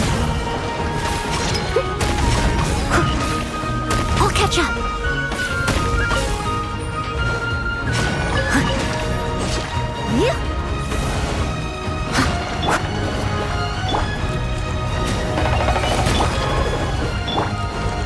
Steady as stone. I'll protect us. Oz, reveal the...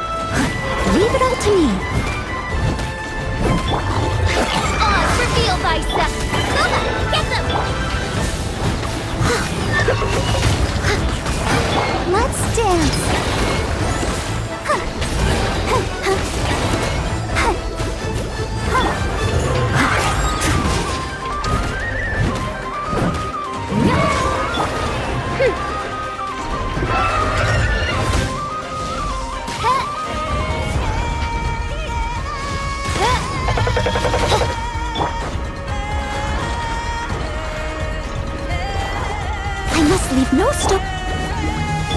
By royal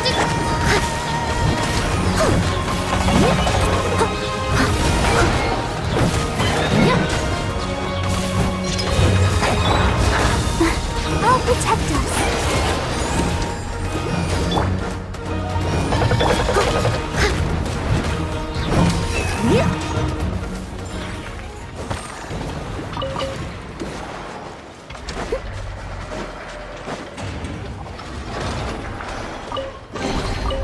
Ooh, wonderful.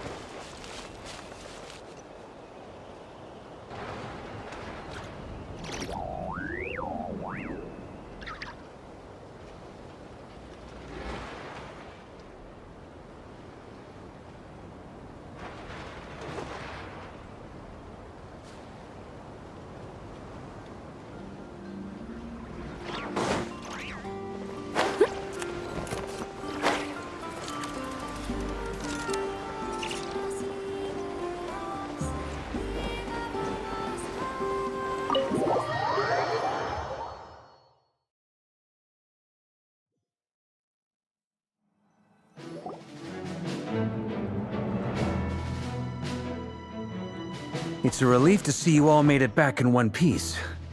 Huh? Feels like there's quite a few people missing. Where's Flint's and the others? And what about Nefer? I returned ahead of them. Flint is helping Aino and Anefa to set up the decoys and buy us some time. As for Miss Nefer... Boss is still wrapping things up on her end. She sent us back to fill you all in on the top secret intel we've been gathering. I see. Then let's get right into it. But first, who do we have here? You brought someone else in to help? Greetings. I was invited here to help as a longtime Tea Party companion of Columbina's. You may call me Arlecchino. Surely it can't be. Those eyes. Oh, where have I seen them before? Wait, of course. In those memories we just saw. The only Arlecchino I know is the fourth of the Fatui Harbingers. So either you share a pretty uncommon name, or you're more than just a Tea Party buddy. You are well informed, Grandmaster. A man from Mondstadt living all the way out here in Krai, and yet the people and affairs of Snezhnaya seem to hold a special place in your heart. Oh, the feeling's mutual. Sounds like you know all about who I am, too. A Fatui Harbinger. The atmosphere in here just got really tense. Guess we can't just start trusting Fatui Harbingers, even at a time like this. I must admit, though, I'm a little curious. Seeing as the Moon Goddess no longer belongs to the Fatui, what makes you so willing to put your neck on the line here? Nor does Krai belong to Mondstadt, Mr. Varka. Yet still, you're fighting for it all the same. Things don't always have to have a tangible payoff. Sometimes, stopping things from spiraling out of control is a higher priority than chasing the spoils of victory. Of course, I can't say there's nothing in it for me at all. But that's between Columbina and myself.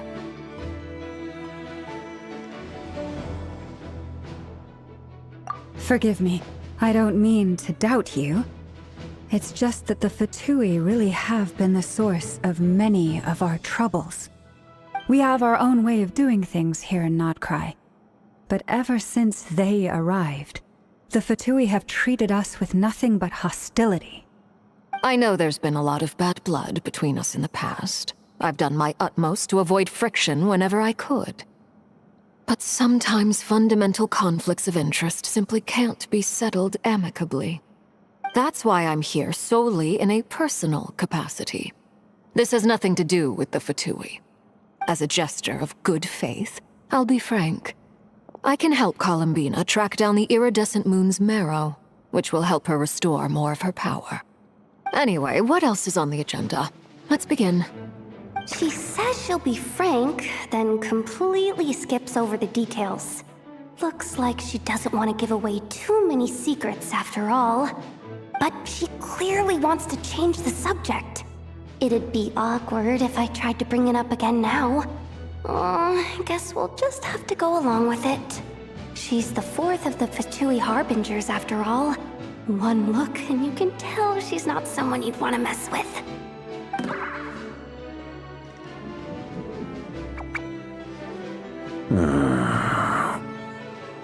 Well, since Miss Arlecchino sounds confident in her ability to handle that, we'll proceed to the next topic. Yehoda, time to share that top-secret intel. Alright, listen up everyone. First, we now know that Rerir was originally a Conrian secret agent whose primary mission was to hunt down and assassinate the so-called Dregs of the Crimson Moon.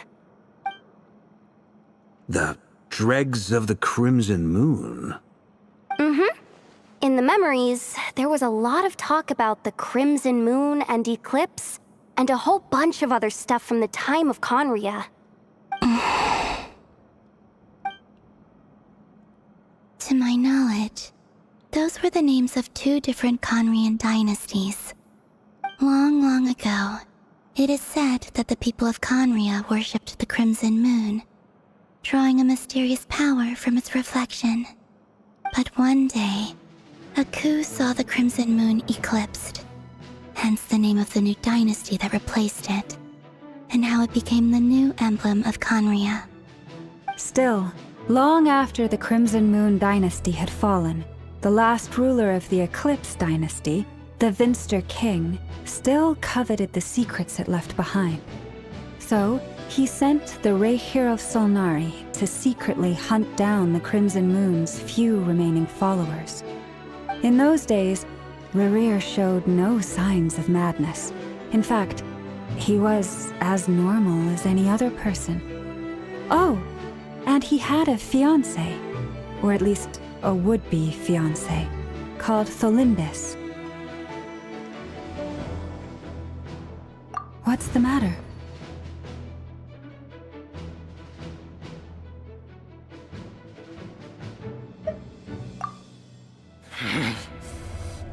Verfnir, Rheindaughter, Flinders.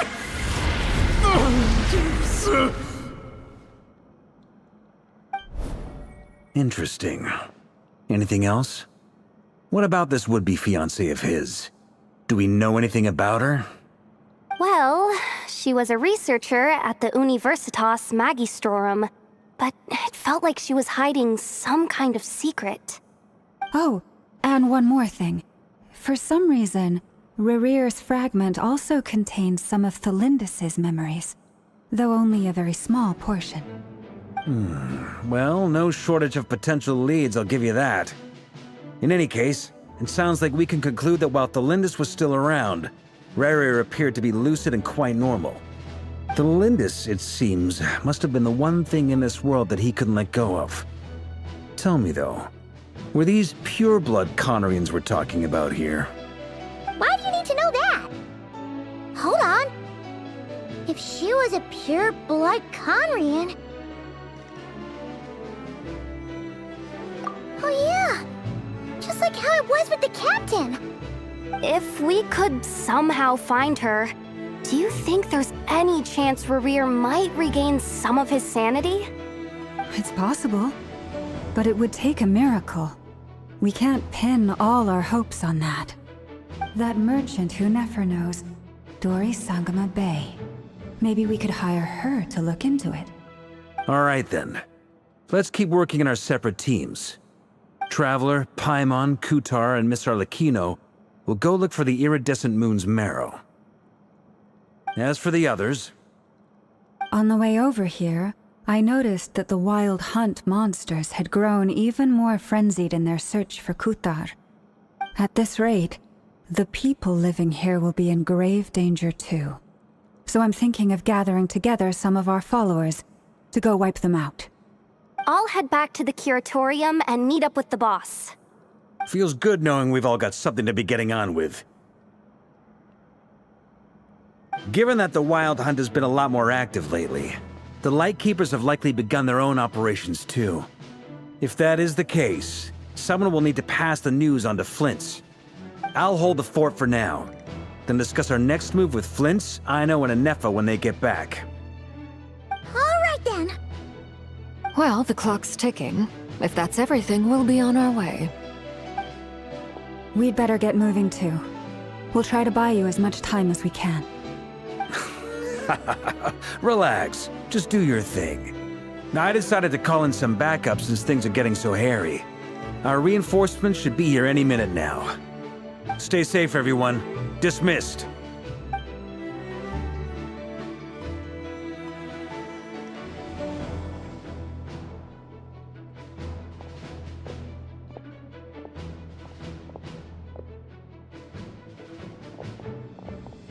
We're back. Did we get here a little early? Or a little late? A tad late. The others have already set off. To summarize, our resident moon goddess has found us a new ally, and Boss Nefer has uncovered some promising info. Everything going smoothly on your end? Not great. I don't know how long we can stall them for. The decoys are getting taken out way faster than we imagined. I'm gonna make some more later, but I need a timeout first. I'm so tired right now. Oh, right! Anefa, could you fill in Uncle Varka on what we just discussed with Flint's? Sure.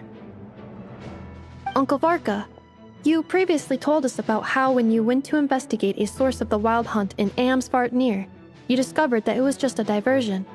But according to Flint's intel, several outbreaks of the Wild Hunt had already occurred in Krai in the period leading up to that.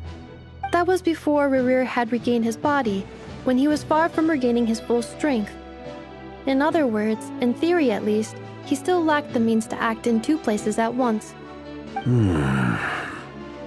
Flint's, with everything that's been happening, the Lightkeepers across Krai are rallying to fight back against the Wild Hunt. They're gonna need your help. I know, I'm sure you're capable of coming up with something far more effective than decoys. But for now, you should stay here and get some rest. Anefa and I will head back over to Amsvartnir to see if there's anything I missed. I told you Uncle Varka would say that, didn't I? A deal's a deal. Not a word about my snack intake for the next week. Database updated. Reliability of Aino's predictions increased. What does that mean? They were betting on how you'd respond after hearing their intel. It's the obvious choice, isn't it? That's hardly worth betting on. We already decided that Anefa should go investigate the situation over at Amsvartnir on her own. You might as well stay here and keep watch. Someone needs to hang back and oversee our strategy meetings. And besides, you still haven't fully recovered from ambushing Rerir. So I've ended up with the easiest assignment. Well, I appreciate it, everyone. See you when you get back.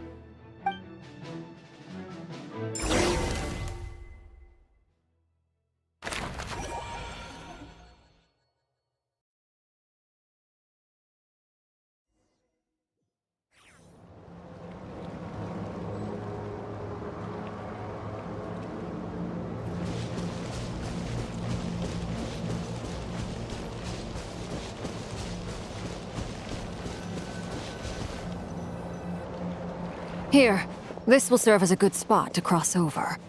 Arlecchino, hold up a second. Since you brought us all this way, would you mind telling us what you've got planned? We still haven't got the slightest idea what's going on here. And if even Columbina doesn't know where the iridescent moon's marrow is, how do you? Simple. Because I am an inheritor of the royal bloodline of the Crimson Moon, and one of the last surviving embers of the Two Worlds' flames. Huh? Are you serious?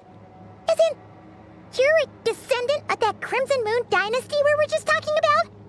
The one from ancient Conria? Your surprise is understandable. I was also taken aback when I first learned of it. But the more I thought about it, the more I realized the signs had been there all along. When I was young, I discovered I could wield a very special kind of fire. It coursed like blood through my veins and smoldered away inside my nerves. What's more, whenever I experienced strong bursts of emotion or drew too deeply on this power, it was like some kind of presence within the fire would begin to gnaw away at me, consuming me from the inside out. Exactly. That is why my hands are like this, too. At first, I saw it only as a curse, but once I became a harbinger, the jester apprised me of the truth. Together with my own investigations, over the past few years, there are several things that I have gradually come to understand. For instance, take the so-called Crimson Moon. In truth, it is nothing more than the shattered remnants of the iridescent moon, fused with the abyss to prolong its lifespan. Since this blood flame was bestowed upon me by the Crimson Moon, it is a fusion of the iridescent moon's former power and the corruption of the abyss. You all understand the nature of the abyss well enough. I draw upon its power, and in return, it hungers for my soul. This strange blackness is the mark of corruption it has left behind. If I recall correctly, you once told me that if the corruption ever made it to your heart, you'd become a completely different person. Yes, and that's the reason I'm always careful not to push my power too far. It's essentially a never-ending tug-of-war. Oh, sounds intense. Anyway, the rest of my story can wait. Is there anything else about the Crimson Moon or the Iridescent Moon that you're unclear about? Paimon has a question. So, the Crimson Moon that the Karians used to worship was actually the Iridescent Moon, right? Which was one of the three Moon Sisters. Does that mean that the Karians were to the Crimson Moon as the Frost Moon Scions are to the Frost Moon? So much of that history has been lost. We have no way of knowing exactly what they were like. But I would suspect that the Conrians weren't as devout in their moon worship as it might appear. The iridescent moon's remains simply served as their link to the abyss. Later on, perhaps someone discovered a way to make direct contact with the abyss. Or maybe there was some kind of ideological divide. Either way, a dissenting faction staged a coup and drove out the royal heirs of the Crimson Moon dynasty. Still, even with the dark sun looming high overhead, the Crimson Moon's glow never truly faded. If you want living proof, it's standing right before you. The first time we met, I sensed something familiar in your presence. When I looked at you, I felt I could see that mysterious red moon in the corner of my eye. In your flames, I saw its broken image, surrounded by a strange black aura. Well, I appreciate that you kept it to yourself. Much about the Crimson Moon is still a mystery, and I'd prefer not to end up as the object of an insane research project. Anyway, time is against us here, so if there's any other questions, they'll have to wait. I just want to make sure I've got one thing straight. In her letters, Sandrone mentioned that since you are unable to contain the iridescent moon's marrow yourself, you intend to leave it in my custody. Correct? That's right. For now, it's the only way I can pay you back for your help. The iridescent moon is already part of who you are, so with its marrow in your possession, you'll be even more powerful than before. Deal. Then let's get started. Get what started? What does this place have to do with the Crimson Moon? When I first became a harbinger, the jester gave me a book called Paranhari, also known as Leobranto Innamorato. You should be able to buy a copy next time you're in Fontaine. It's a love story set in the Crimson Moon era. But setting aside the tangled romances of its characters, it also records a few interesting details. In the Crimson Moon era, or so the story goes, there was an orphanage that received children from beyond the bounds of this world and subjected them to a peculiar induction ceremony. Beyond the bounds of this world? For real? And what kind of induction ceremony? The Crimson Moon Sages looked beyond this world for beings with powers that surpassed the gods. But fearing they might lose control, they subjected these children to a process of refinement. They made these children crawl up a fireplace and kept asking them, "Have you died? Did you see it?" Until they finally admitted to having died and seen a crimson moon. The adults embraced the children who passed the ritual, telling them, "Within the fireplace, you have traversed the flames between two worlds. Here and now, you are born anew." The book leaves much unsaid, but I suspect that this was their way of branding the children they had enrolled, leaving an indelible mark upon them so that they would forever live in the Crimson Moon's light. That explains why I can't sense the Crimson Moon's marrow in this world. It makes sense that it would be sealed in a special space that can only be accessed temporarily through some kind of ritual. But there's no fireplace here. Do you see a chimney anywhere? Oh, are we supposed to build it ourselves? Okay, fine. Paimon will go find some bricks. That won't be necessary. The fireplace is purely symbolic. The key to the ritual is crossing the flames between two worlds. In other words, the flames that burn within me. Those burned away by such flames leave behind a kind of ghostly afterimage in the world. In the days of Conria, people believed they could be used to bridge the gap between the two worlds of life and death. In short, I can open a passage to that space for you. That's the easy part.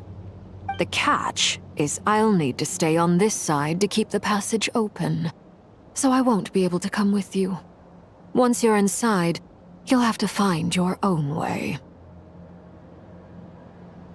Very well. Then I'll open it up. Traveler, spare me a little more moonlight if you would. I may need it.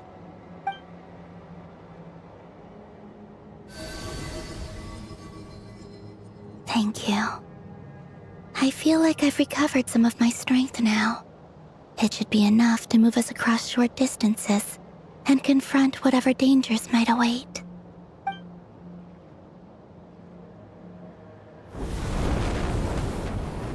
Mistress of the seven hues of ages past, great mother of the present, crimson-clad sovereign of the two realms, by fire severed, by fire renewed, I offer myself now and beseech your descent.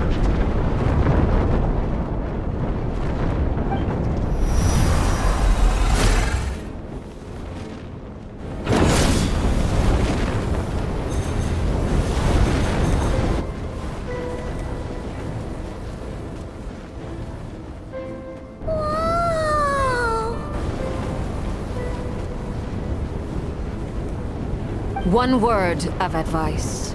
As you're crossing over, no matter what voices you hear, do not answer.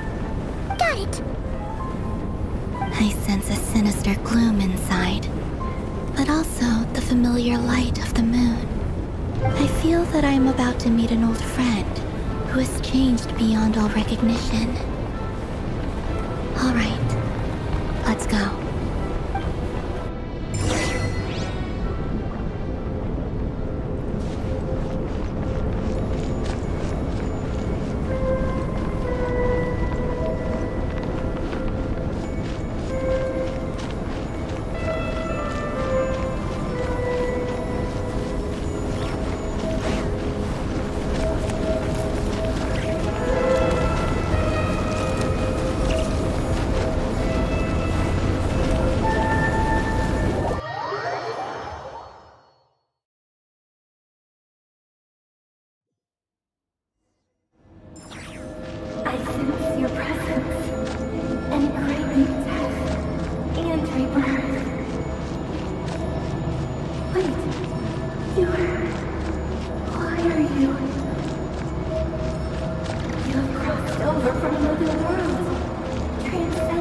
created itself.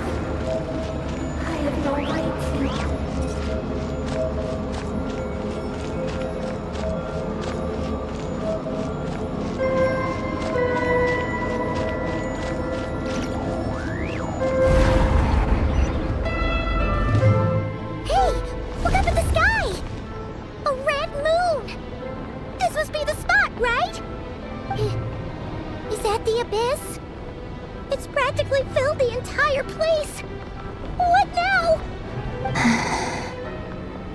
What a tragic sight. Fragments of your broken body, seized by the abyss and hung up aloft like mummified remains. Iridescent moon, was this truly what you wished for? Careful! There's something spooky about this place. Feels like something is lurking in the fog. Paimon's right behind you. Whatever you do, don't run off without her.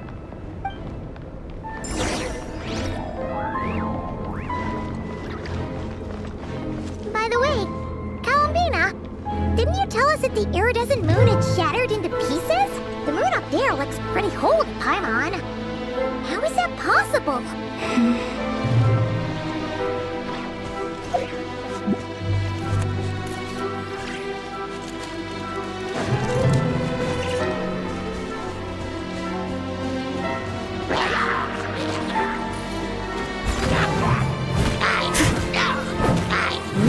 I'll catch up. Oz, reveal out of the frying pan into the fire. Let's dance. Someone needs assistance.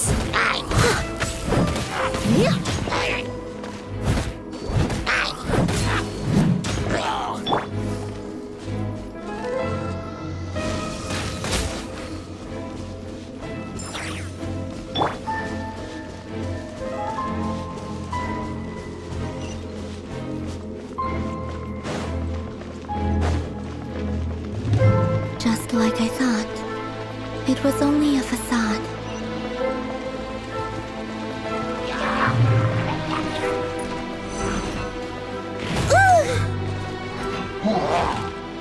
Steady as stone. As a good knight should. Midnight Phantasmagoria. Someone needs assistance.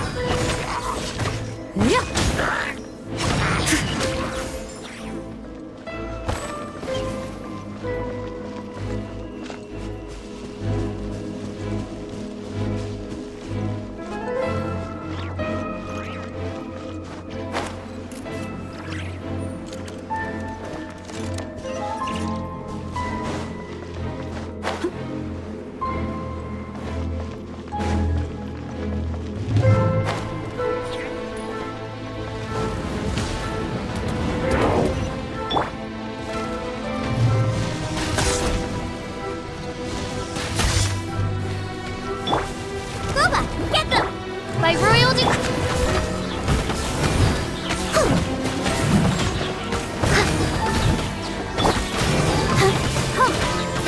I'll protect us.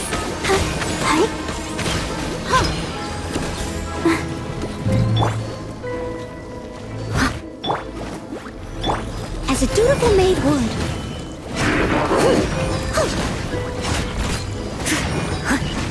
You're toast! Oz, reveal by...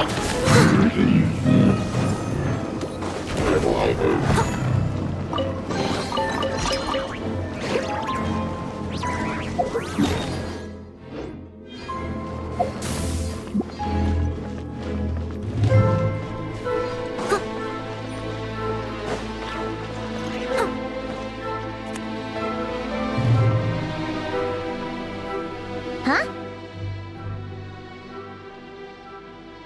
Huh? For real? That's way too high! There's no way we'll be able to reach it! No.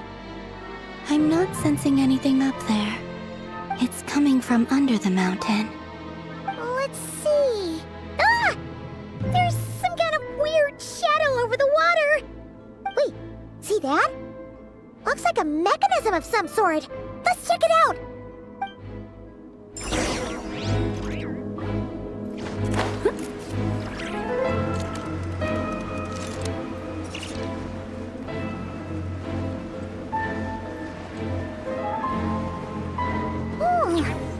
Looks like a device from the time of Kalia. Maybe people once came here to study the Crimson Moon's domain, and they left this behind. Oh, if we can activate it, we might find some clues.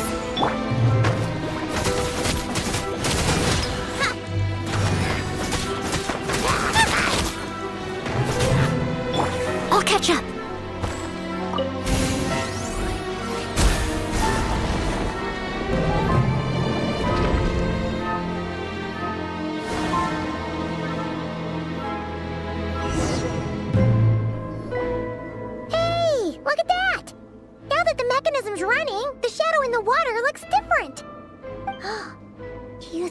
Mechanisms might be the key to unlocking the secret? Let's try to find more of them! Felindis, we'll leave the rest of the research in your hands. We'll be heading back now. I hope this isn't ruining date night. Ugh. Mind your own business. Just leave me some snacks on the table. Felindis? Is that Rere's girlfriend? How come we're hearing her voice here?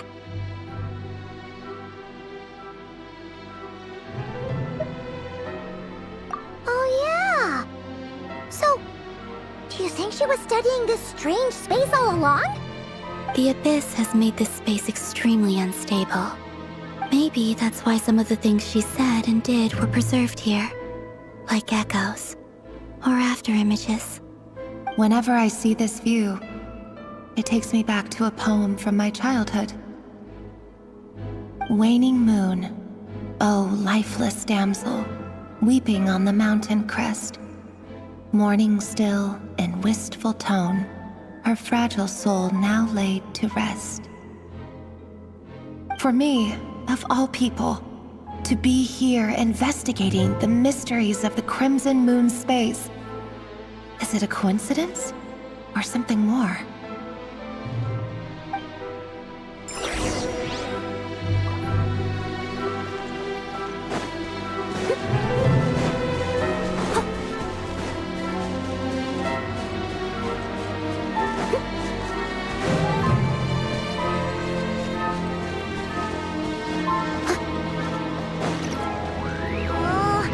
The Abyss has messed up this mechanism. We need to find a way to get it working again. Let's see if there are any other devices nearby.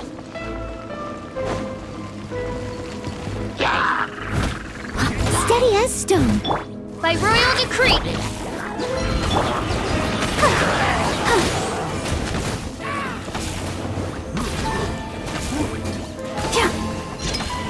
Oh, hi.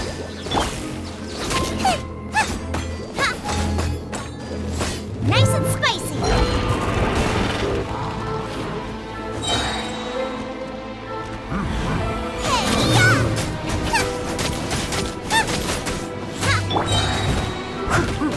I must leave no stone unturned.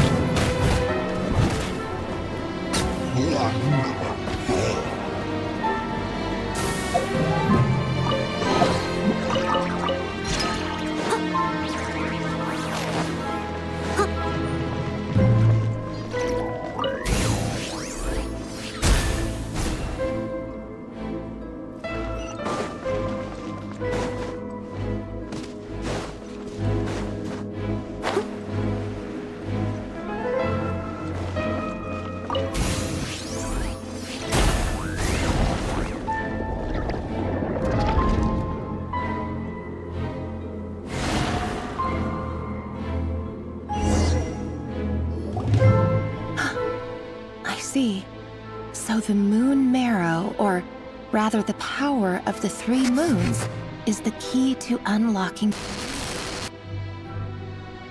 If it really does exist, then maybe this madness can finally be put to an end.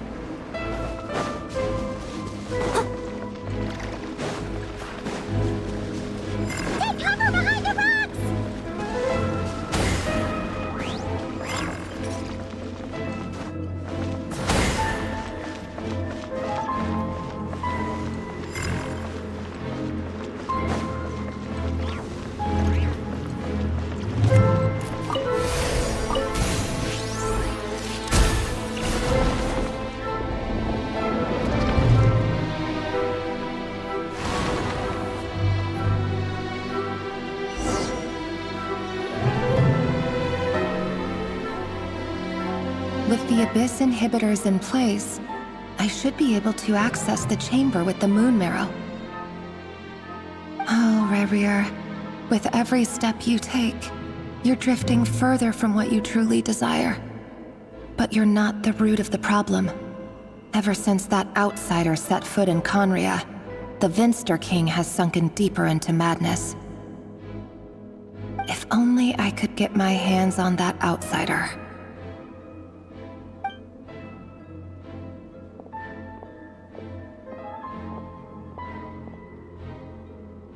Hey look! The moon's reflection is back to normal! Lindis's voice mentioned a chamber with the moon marrow. Do you think maybe it's hidden in the moon's reflection? It must be. For within it, I sense the fragile aura of a dying soul. Then there's no time to lose! Let's go!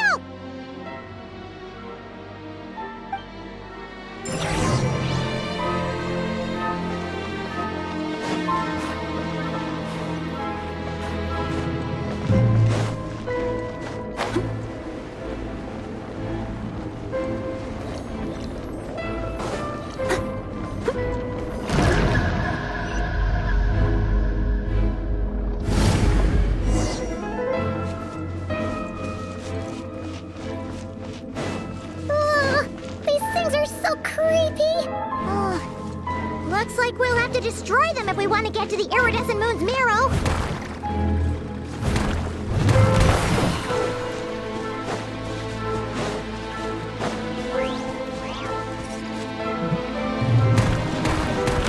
Someone needs assistance.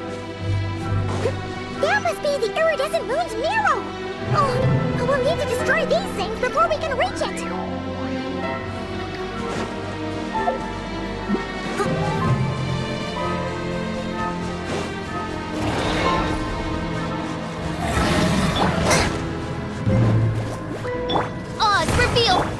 Leave it all to me.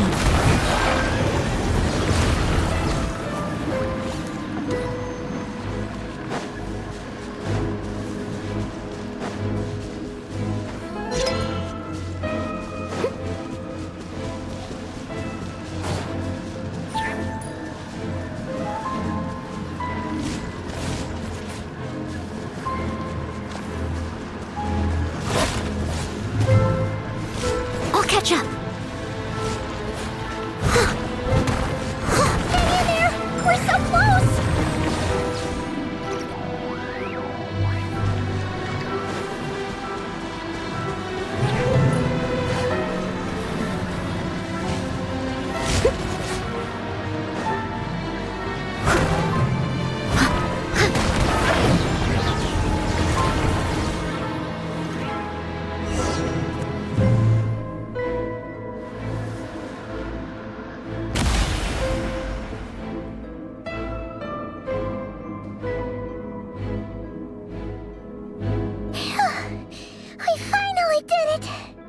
The iridescent moon's marrow, still burning away like an undying flame, yet now contaminated by the abyss. It has taken on a new form entirely. If we can purify the abyssal power within, we should be able to obtain its untainted essence.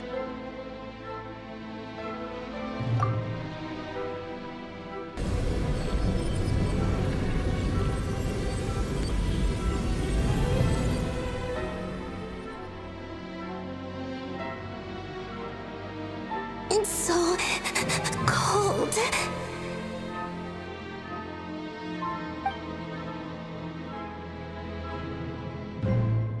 Is it you? Are you here? Huh? Are you talking to us? At long last, I can see you once more. Our fates have crossed, and I am finally free. I'm sorry, I lied to you. Even knowing what was to come, I still couldn't let go of the fear in my heart as death drew near. The moment the moon shattered, my body began to split apart piece by piece. Like I was being cut into pieces by 1,000 blunt blades. My thoughts scattered as the cold crept in. But I could not bear to fade away like that.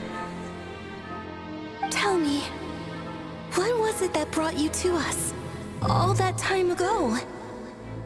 If only I had possessed your courage, then I might have been spared this torment more painful than death. You look so puzzled. That's how I felt too when I first saw you. But trust me when I say that everything happens for a reason. Farewell, Hypo.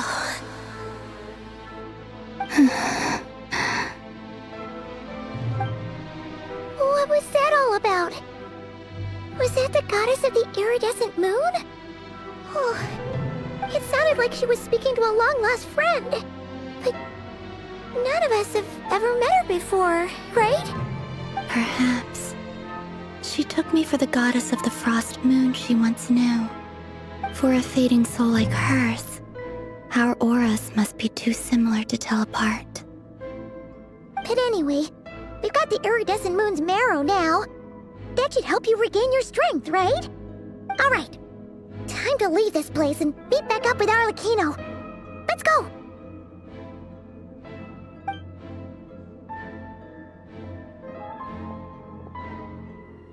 That's odd. This place looks different than when we came in. Waning moon, oh lifeless damsel.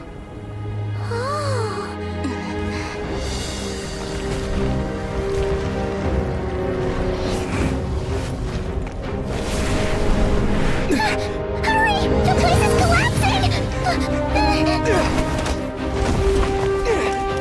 It wants to trap us here.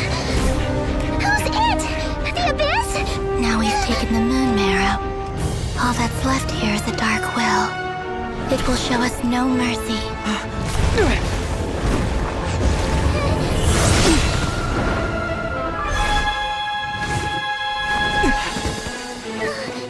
Give it back!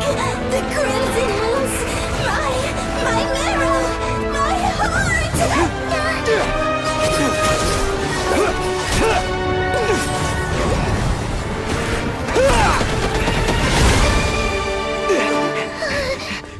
Finally! Huh? Oh no! The exit's blocked!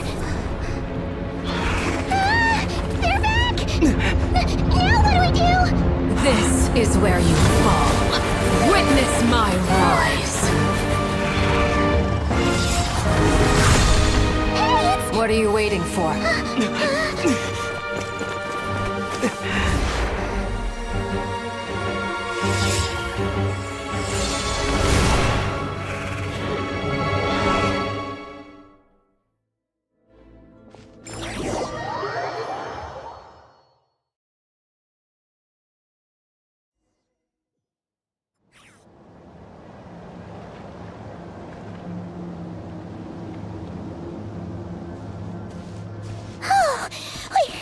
We made it! Was that you, Arlecchino? Did you save us? Wait, your hands! They're... Oh, this? Don't worry. It's a small price to pay. The Abyss wanted to trap you inside, and I defied its will by bringing you out. No wonder it's a little angry.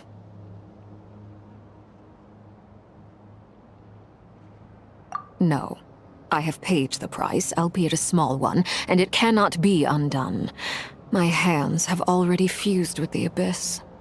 Purification would simply destroy whatever's left of them. But surely... Oh... We're so sorry, Arlecchino. Paimon can't believe you'd make a sacrifice like this for us. As much as I'd like to call it a favor, the truth is I was simply holding up my end of the deal. Well, Columbina. Yes, you did your part. And as promised, I will leave the iridescent moon's marrow in your care. From this day forth, may the two worlds' flames burn ever more brightly.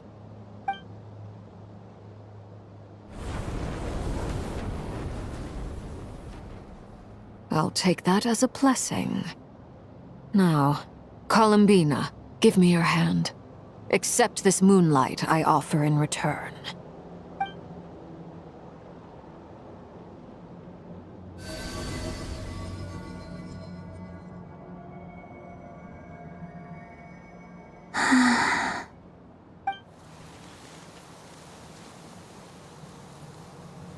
Feeling stronger? Hey, Columbina! Are you okay? I'm fine. Our powers are a little at odds, that's all. By the Frost Moon's authority alone, wielding the power of the other moons was always going to be a stretch.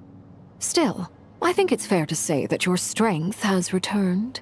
At least to the level it was at as Third Harbinger. It's still not enough. There's no way I can hope to challenge Rayrir like this. Just one more ray of moonlight, if you would.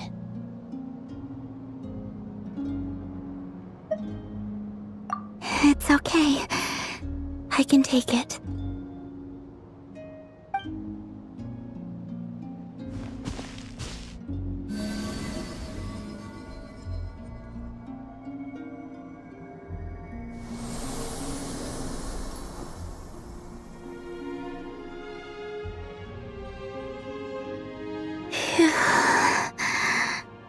How about now?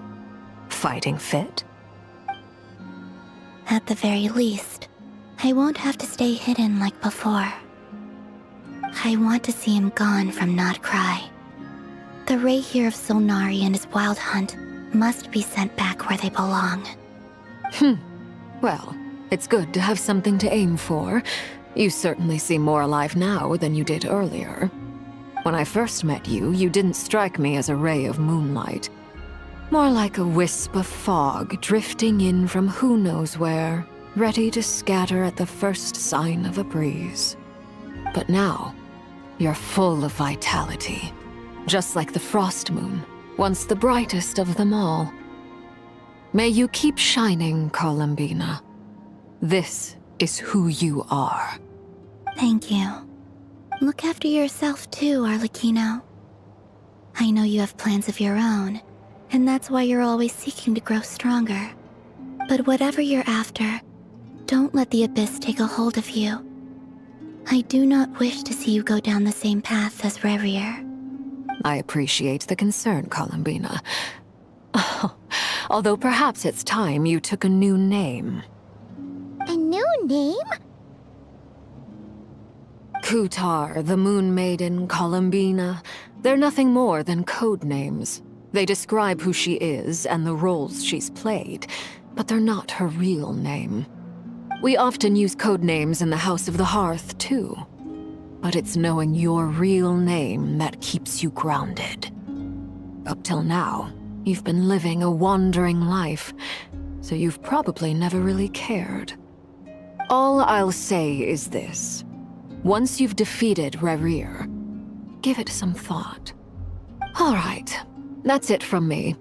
I'll get you back safely first, then go meet up with Sandrone. You're the best!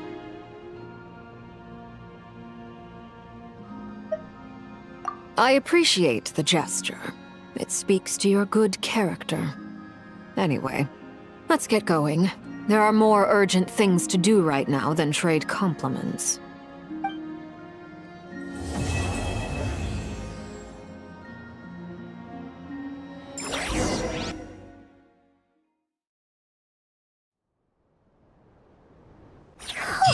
It was a close call, but we got the iridescent moon's marrow and restored Columbina's strength, and that's all that matters. In other words, mission accomplished. Paimon wonders how everyone else is doing.